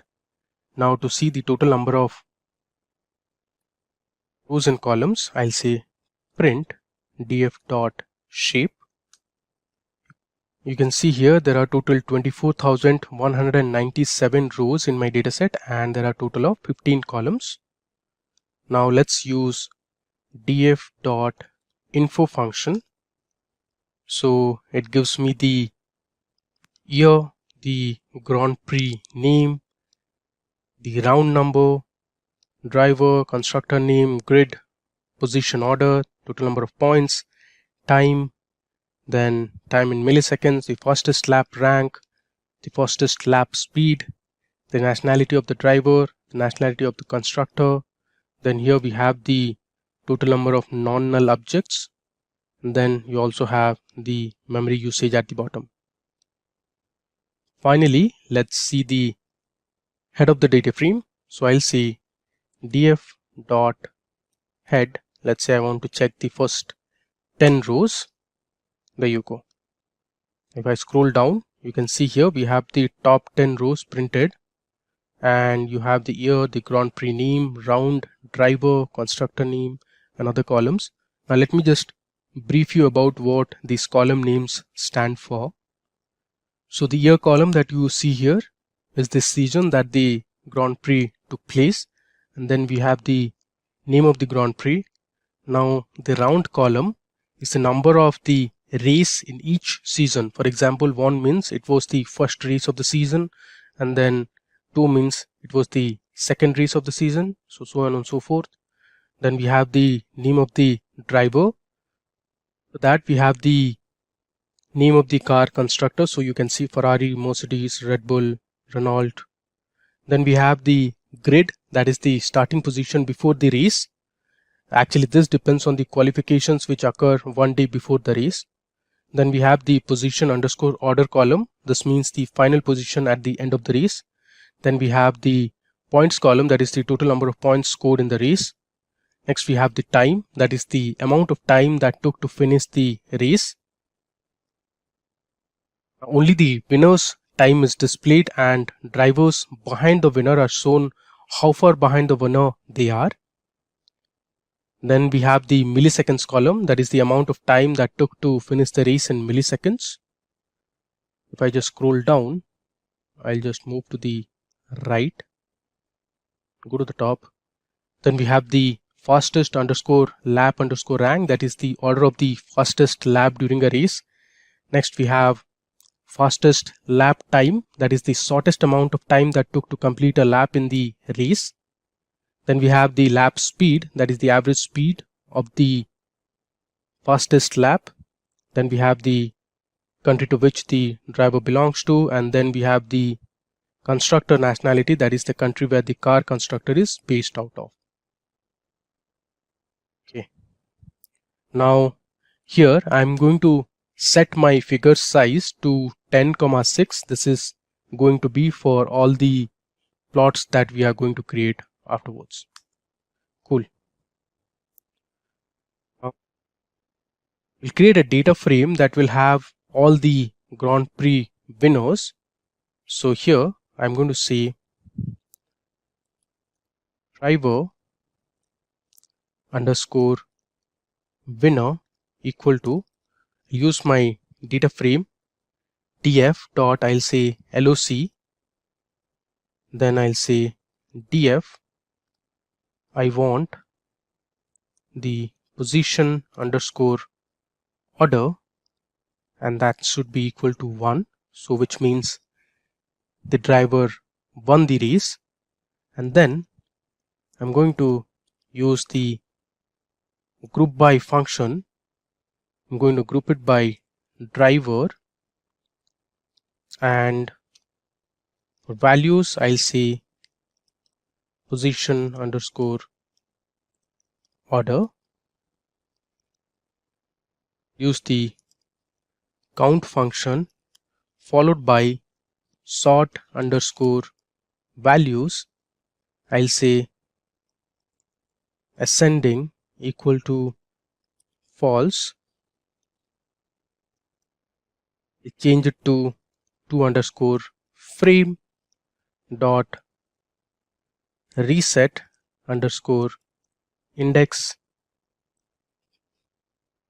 So what essentially I am doing here is I am finding out all the drivers that have participated and won a Grand Prix. Next, I'm going to create a bar plot. So this is going to be the first visualization of our analysis. So I'll say SB, which we have taken in our analysis.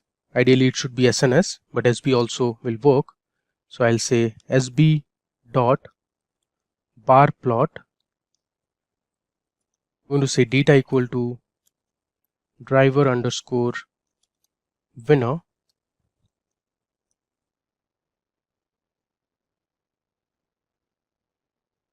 In the y-axis, I'll have driver. In the x-axis, I'll have position underscore order. Then I have color equal to green. That I'll set my alpha value to 0.5, or let's say 0.8. Then we are going to give a title to our plot. So I'll say plt dot title. Let's say most Grand Prix winners in F1. Then we are going to label our axis. So for Y label, I'll have driver name.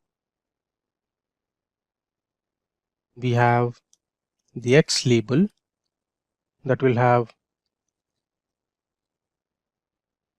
number of Grand Prix wins, and I'll say plt dot y ticks.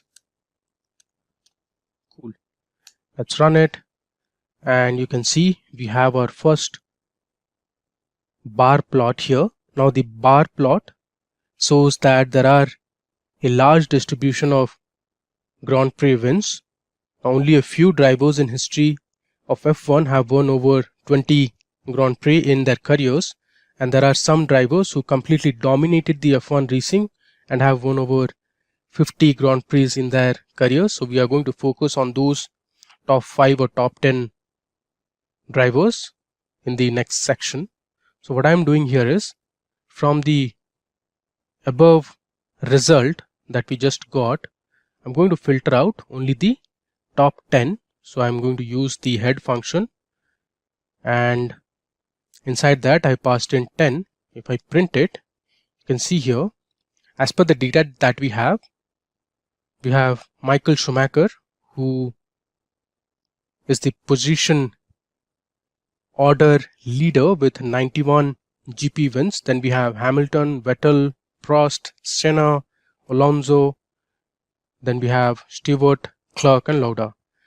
The data that we have is not the most recent one.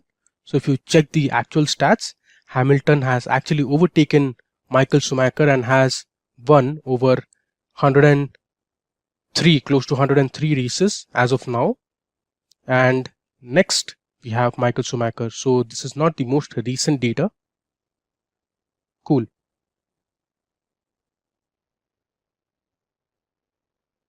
Now using this data, we'll create another bar plot for the top 10 drivers. So I'll say sb dot bar plot. I'll say data equal to the name that we have used, that is top 10 drivers. So I'll say top 10 drivers. In the y-axis, we'll have the driver name. In the x-axis, we'll have position underscore order. For the bars, I'm going to use a color equal to, let's say, blue this time.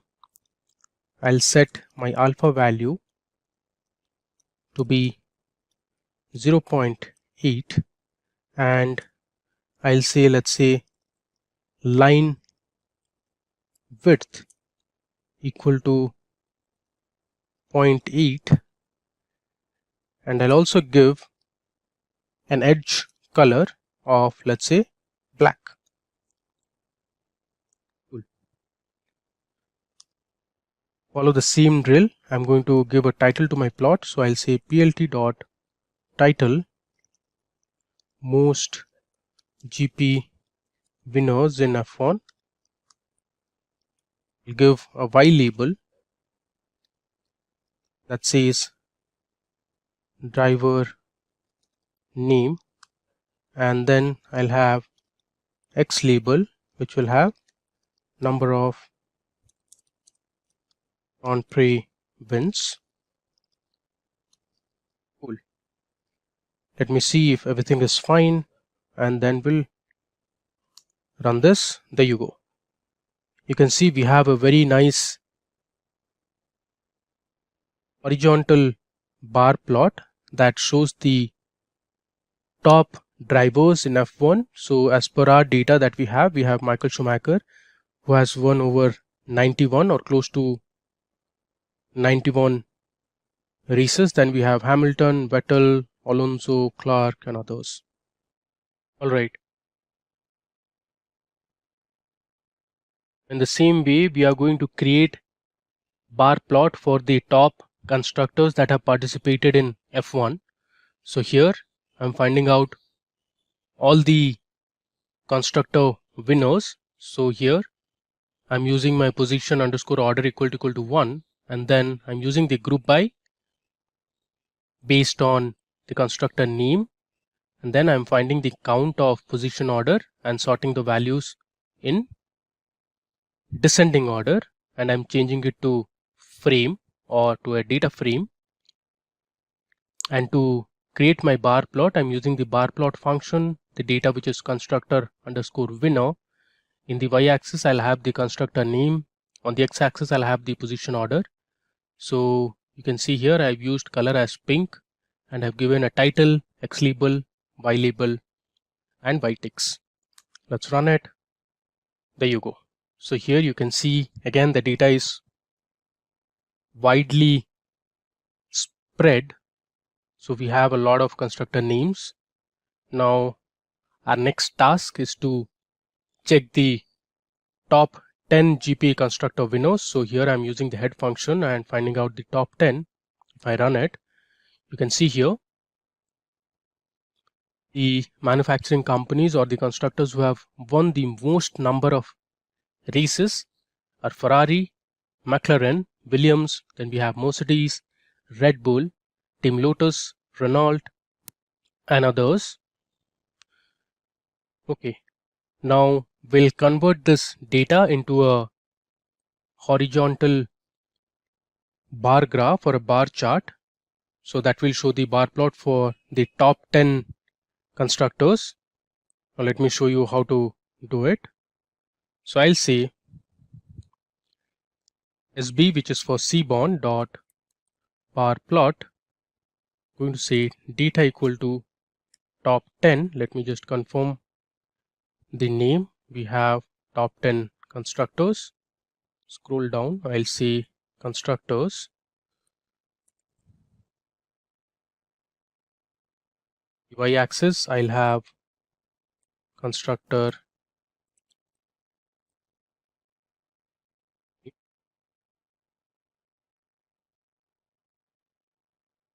on the x-axis I'll have position underscore order.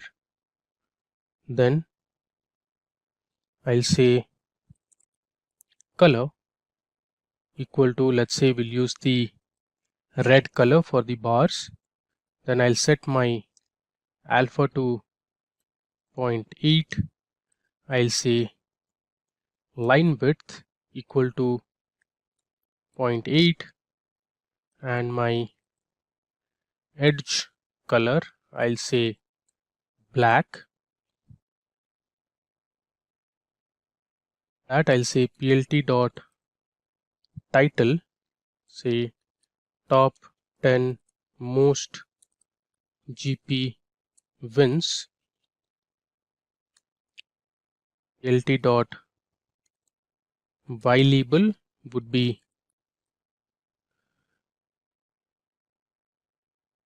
constructor name, and I'll have plt dot x label as number of GP wins. Cool. Let's run it. There you go. So here you can see we have Ferrari at the top, then we have McLaren, Williams, Mercedes. I'm pretty certain by the end of 2021 season, Mercedes would have gained a lot of wins, since Hamilton has been on the top for Mercedes for quite some time now. All right. Now, finally, we are going to create a regression plot that will show how two variables, that is the starting position and finishing position, vary. So to do that, I'm going to exclude the data points with grid 0 because it skews the data. So 0 means that the driver started from the pit lane. So I'm using this function called reg plot to plot my regression line. Let me run it and show you the result. There you go. So if you see here, we can easily see there's a linear relationship between the starting and finishing position. So on the x-axis we have the starting position, on the y-axis we have the finishing or the finished place. So which is what is actually expected, right? Now we can also see that most races had up to 25 drivers. You can see the density of the points here, but some of the races also had over 30 drivers. You can see the light color blue dots. Next, we are going to check whether the speed of the cars changed over the years. Now, since this data is only available from 2004 onwards, so we have taken years that start from 2004 onwards. Now let me show you the result of this data. So essentially we are plotting the average speed amongst all teams during the fastest lap at individual Grand Prix, and here on the y-axis you have the average fastest speed in kilometer per hour, and then you have the different GPs, and you can see here the year values. Now in general what we see is there's a decrease in the average fastest lap from 2004 till around 2015 for almost all the circuits, and again from 2015 onward the speed started to increase. You can see here there's an increase after 2015, there's an increase here as well. You can also notice that the speed is very different on each track. For instance, if you check the Italian Grand Prix, which is here, Italian GP has the fastest race in the calendar with average speed exceeding over 240 kilometers per hour. On the other hand, if you talk about the Monaco Grand Prix, let me show you. If you see here, the Monaco GP is the slowest race with average speed below 160 km per hour. Now this is actually expected because the Monaco Grand Prix has very narrow streets and hence the drivers cannot drive fast in this circuit. All right, so now we are going to look at healthcare market forecast. So as per marketsandmarkets.com, the healthcare analytics market is projected to reach $75.1 billion by 2026 from $21.1 billion in 2021. Now talking about India, as per Statista.com, India's healthcare sector was about $160 billion in 2017. It was estimated to reach up to $372 billion by 2022. Now, as per RBC Capital Markets, approximately 30% of the world's data is generated by the healthcare industry. By 2025, the compound annual growth rate of data in healthcare will reach 36%.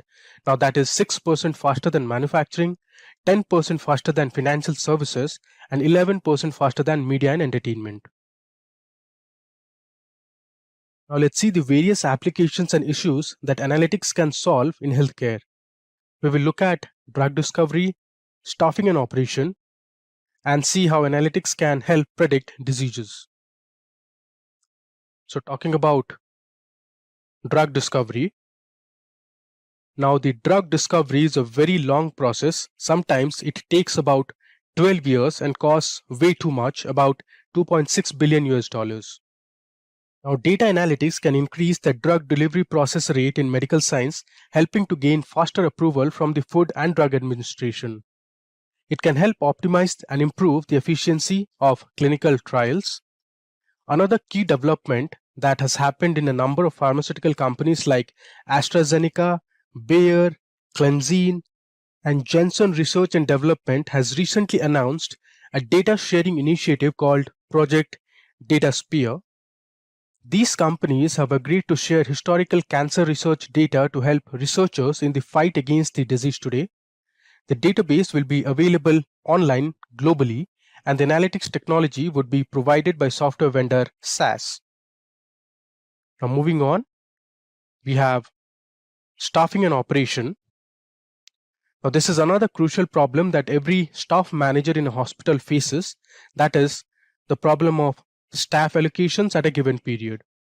Understanding how many people a manager should put on a staff at any given time period can be very challenging.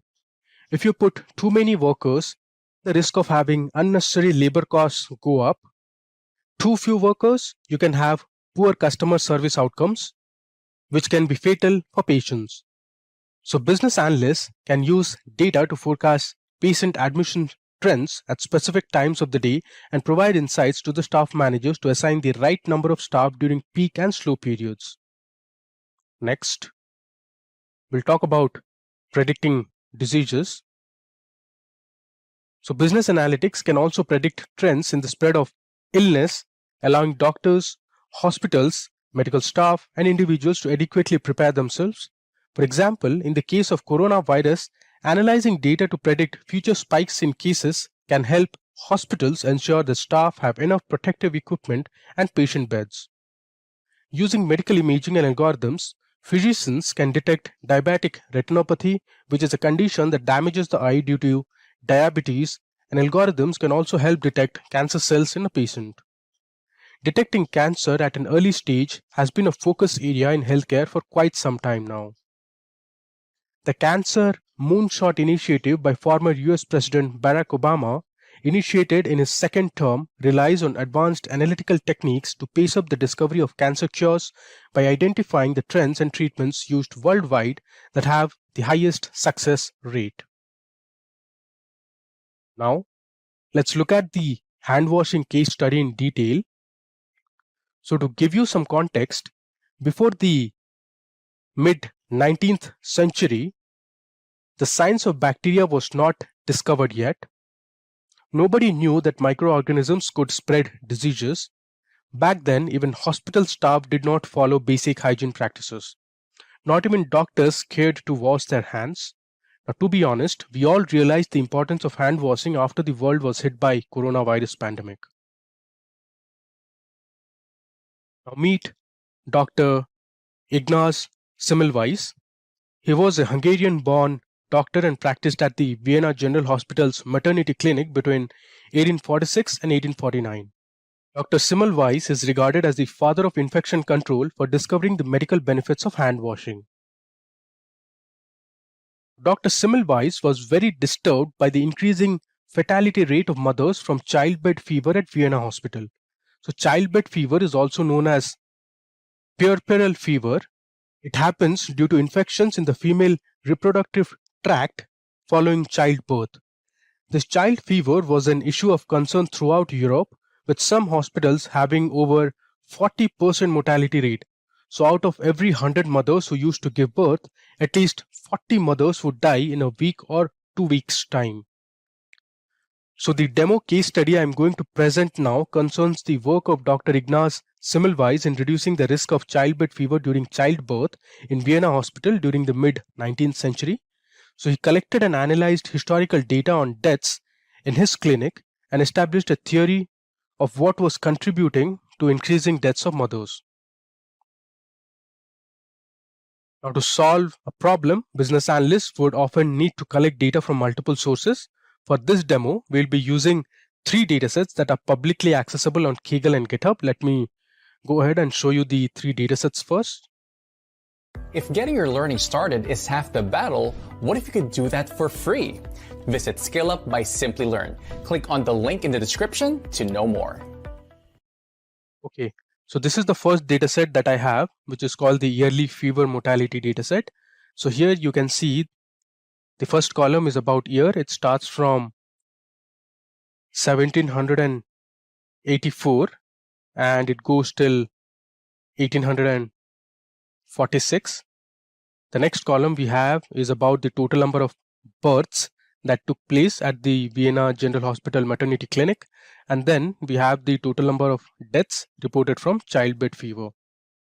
Next, then we have the fever mortality per clinic. So in the Vienna Hospital, there were 2 separate clinics that operated between 1833 and 1846. Birth 1 column represents the total number of births that took place in clinic 1. Similarly, deaths 1 column represents the total number of deaths that took place in clinic 1 of the maternity clinic at Vienna General Hospital.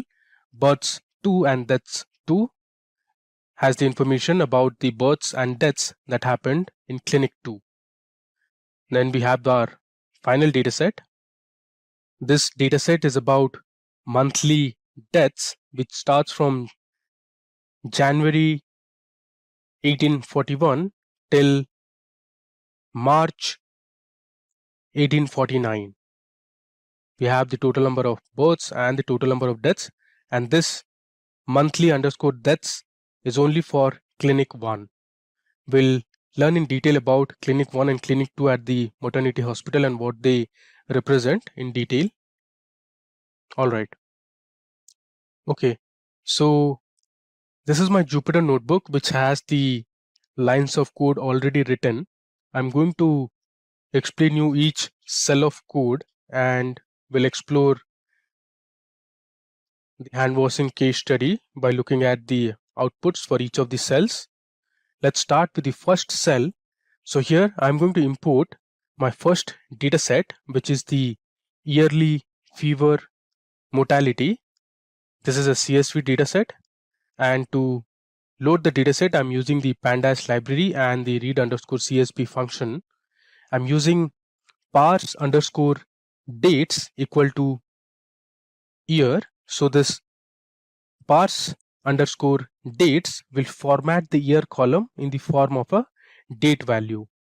Next, I have set my index to be the year column. You can see here set underscore index equal to year, and I am mentioning that in place equal to true, which means that the original data is now modified and updated in place. And I'm importing the data and storing it in a variable called yearly underscore deaths. Next, I'm going to print my data set.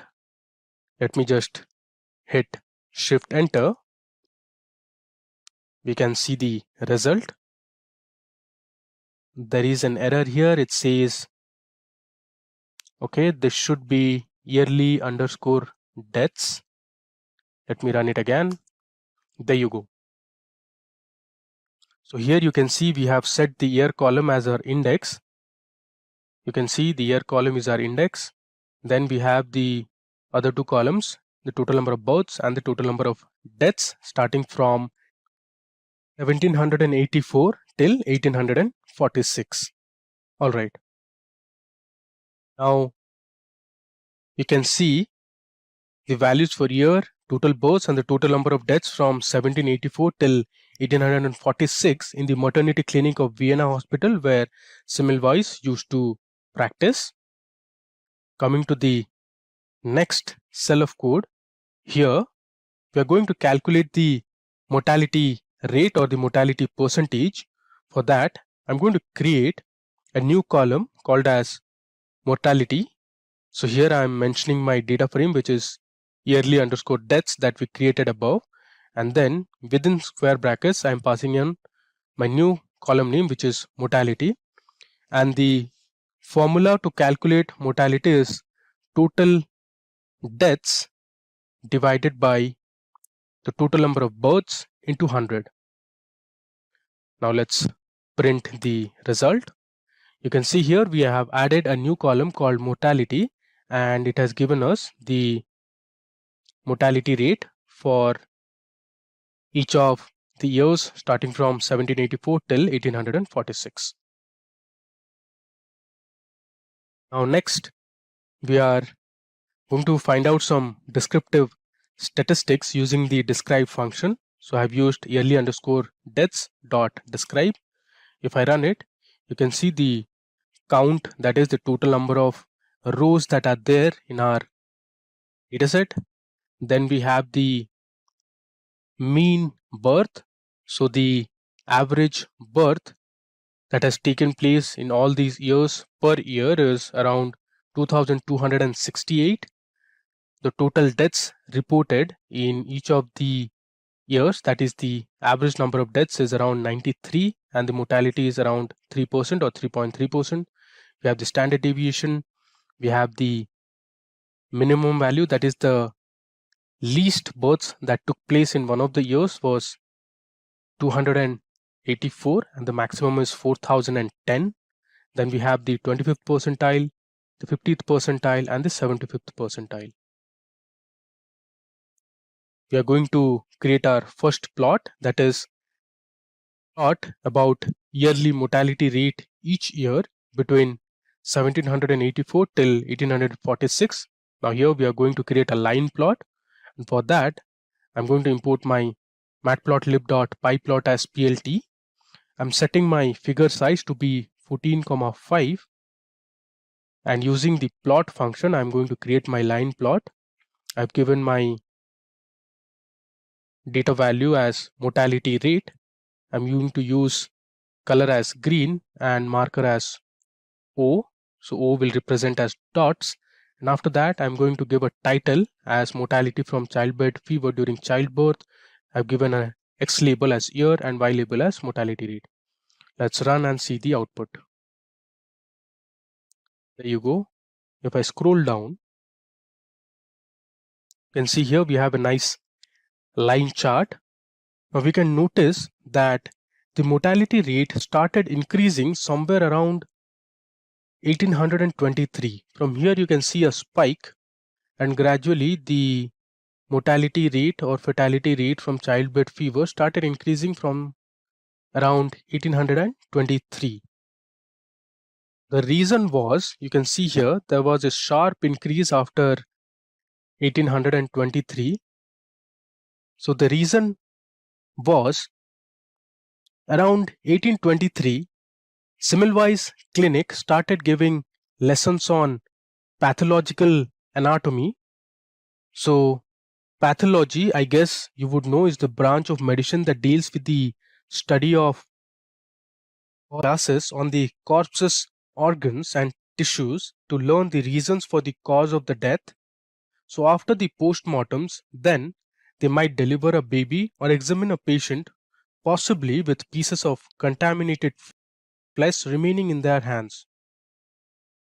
So Semmelweis suspected that this could be the reason for childbed fever. So he continued with his analysis and looked for further evidence to support his hypothesis. Now till 1832, there was only one maternity clinic at the Vienna hospital. Now that had become very overcrowded, so an extension was built and 2 clinics were created in 1833. You can see it here. Now until 1840, both clinics were used for teaching and midwives. So midwives are people who help mothers deliver babies and take care of newborns after childbirth. So after 1840, the physicians, that included doctors and medical students, used to operate in Clinic 1, and only midwives used to operate in Clinic 2 after 1840. So Semmelweis spotted that in Clinic 1, the fatality rate for mothers from childbed fever was 3 times more than those who delivered in Clinic 2. So you can see here in Clinic 1, which was the doctor's ward, and for people who were given trainings, the mortality rate was 10%, while in Clinic 2, where only the midwives operated, the mortality rate was 3%. So he again believed that in Clinic 1, where doctors and physicians operated, they also used to handle corpses during autopsies before operating on pregnant women. And they never used to wash their hands between the two jobs. But midwives in Clinic 2 never went to the autopsy room. So Semmelweis spotted that there were links between the lack of hygiene of the doctors and the mortality rate of the mothers. So let's analyze that data now. Cool. So I'm going to import my second data set, which has the information about births and deaths in Clinic 1 and Clinic 2. So here I'm importing my CSV data set and I'm storing it in a data frame name called clinics. Again, I've used parse_dates as year to format the date values. I've given my file location followed by the file name and dot the extension of the file, which is CSV file. Again, I've set my index to be the year column and I'm printing the head of the data frame now. Let me hit Shift Enter. Okay, so here you can see 1833 onwards, birth 1, death 1, that is for Clinic 1. Then we have births 2, deaths 2 for Clinic 2. Next, we are going to calculate the mortality for both the clinics, that is Clinic 1 and Clinic 2. So what I'm doing here is I'm creating two columns, mortality 1 and mortality 2. So mortality 1 is for Clinic 1, then mortality 2 is for Clinic 2. Again, the formula is the same. Deaths divided by births into 100 is the mortality rate. Let me run it. And now we are going to see the first 10 rows from our newly created data frame. You can see here we have added two more columns, mortality 1 and mortality 2. And these are the results. Now, if you notice, you can see the mortality rate for the Clinic 1, where Dr. Semmelweis used to practice, or the physicians who also operated on the dead bodies used to practice. So the mortality rate is high there. Now let's compare and visualize the mortality rate at both the clinics. So here I'm again setting my figure size to be 14,5. I've used clinics.index mortality 1. I've given a label as Clinic 1. Color I'm using as teal, marker is O. So this O will make sure for each of the years we have a dot or a round shape. Similarly for Clinic 2 we have mortality 2. I'm using blue color, again marker as O. Then I'm giving a legend, a title called mortality from childbed fever during childbirth. I also have a Y label called mortality rate. Let's run it. Now if I scroll down, you can see the mortality rate from 1833 onwards till 1846 for both the clinics. The teal color represents Clinic 1 and the blue color represents Clinic 2. So from this graph, we can see that the death rate at Clinic 1 was significantly higher after 1840. You can see there is a huge spike compared to Clinic 2, where only the midwives practiced and they never operated on the dead bodies in the autopsy room. So now Dr. Semmelweis had strong evidence to believe that the doctors were transmitting infectious flesh, or you can say material, substances from previous operations to mothers through their hands, and this was leading to childbed fever. So far, we have seen in our analysis till 1846. Dr. Semmelweis in mid 1847 asked his colleagues and fellow physicians at Maternity Clinic 1 to wash their hands with chlorinated lime solution before attending pregnant mothers, and the results were significant. So let's see the final analysis of Clinic 1 where Dr. Semmelweis practiced and how he was able to reduce the mortality rate. Now I'm going to load the monthly deaths dataset that has information from January 1841 till March 1849, and after 1849 his contract was terminated and he was asked to leave the Vienna hospital. I'll tell you why he was asked to leave a little later. Let's load the final dataset now. Okay, so I'm going to import my final dataset, which is the monthly underscore deaths.csv. I'm storing it in a variable called monthly underscore data. Let me run it. So here you can see the data for all the months starting from January 1841 till March 1849. Next, I'm going to find the monthly mortality at Clinic 1. So I'm going to divide the deaths divided by births into 100. So here you can see we have created a new column called proportional underscore deaths that has the death rate for each of the months. Now the doctors in Clinic 1 started washing their hands in June 1847 before carrying out delivery operations. So we have divided the original data into two data frames called before washing and then we have after washing. We will set the start of hand washing date to 1st of June 1847. You can see here I have said start of hand washing pandas dot to data frame. I am giving my hand washing start date, that is 1st of June 1847.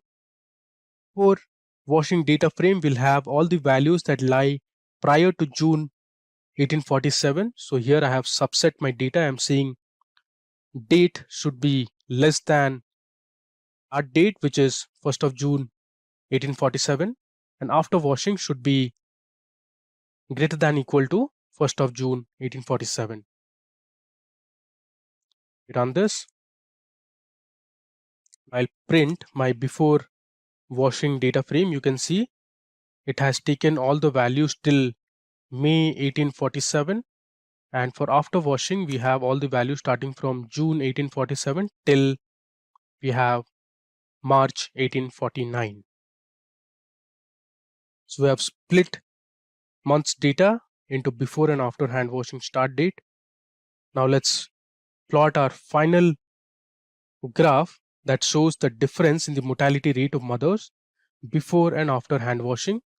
So here I'm setting AX, which is the axis for before washing.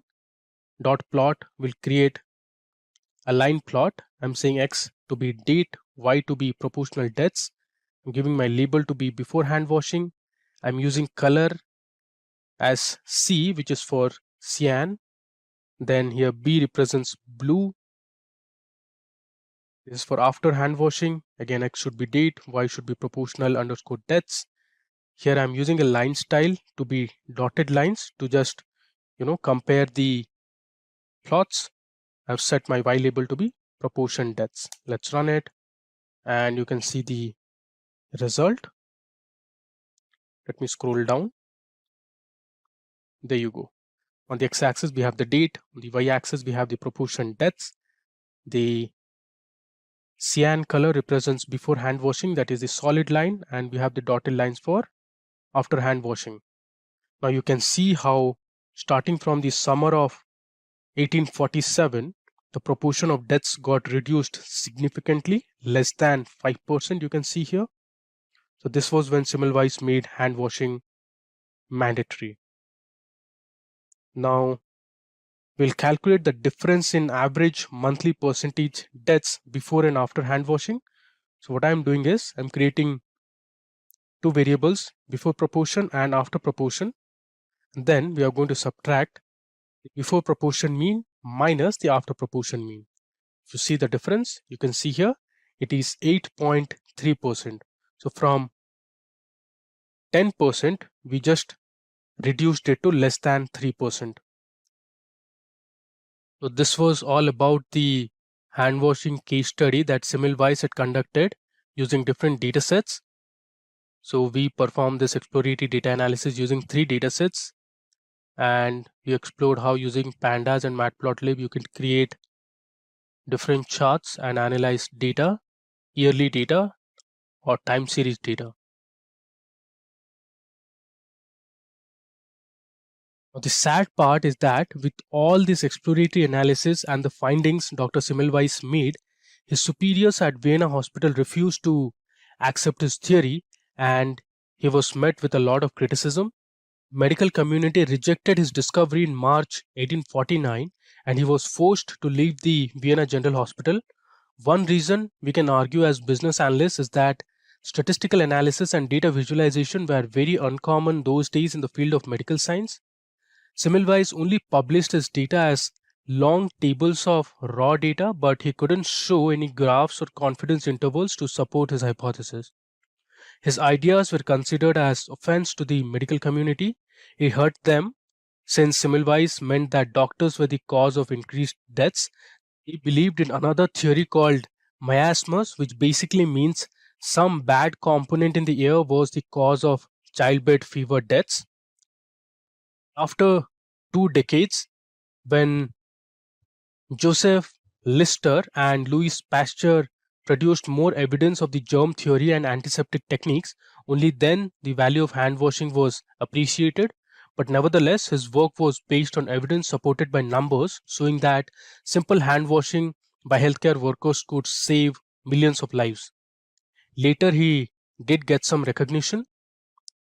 The Budapest University, where Dr. Ignaz Semmelweis used to teach after getting terminated from Vienna General Hospital, is now named as Semmelweis University. In January 2019, the statue of Dr. Semmelweis was unveiled at the World Health Organization by the current Director General, Mr. Tedros. You can see on the right. On the left, we have the State Secretary of the Ministry of Foreign Affairs and Trade from Hungary. On the 100th anniversary of his death, the government of Austria issued a postage stamp in his honor. And in March 2020, after the world was hit by coronavirus, Google also recognized Semmelweis' hand-washing findings and gave him a doodle. And that brings us to the end of our interesting video tutorial on Dr. Semmelweis' hand-washing case study using Python. I hope it was useful and informative. If you have any queries, please feel free to put them in the comment section of the video. Thank you for watching. Stay safe and keep learning.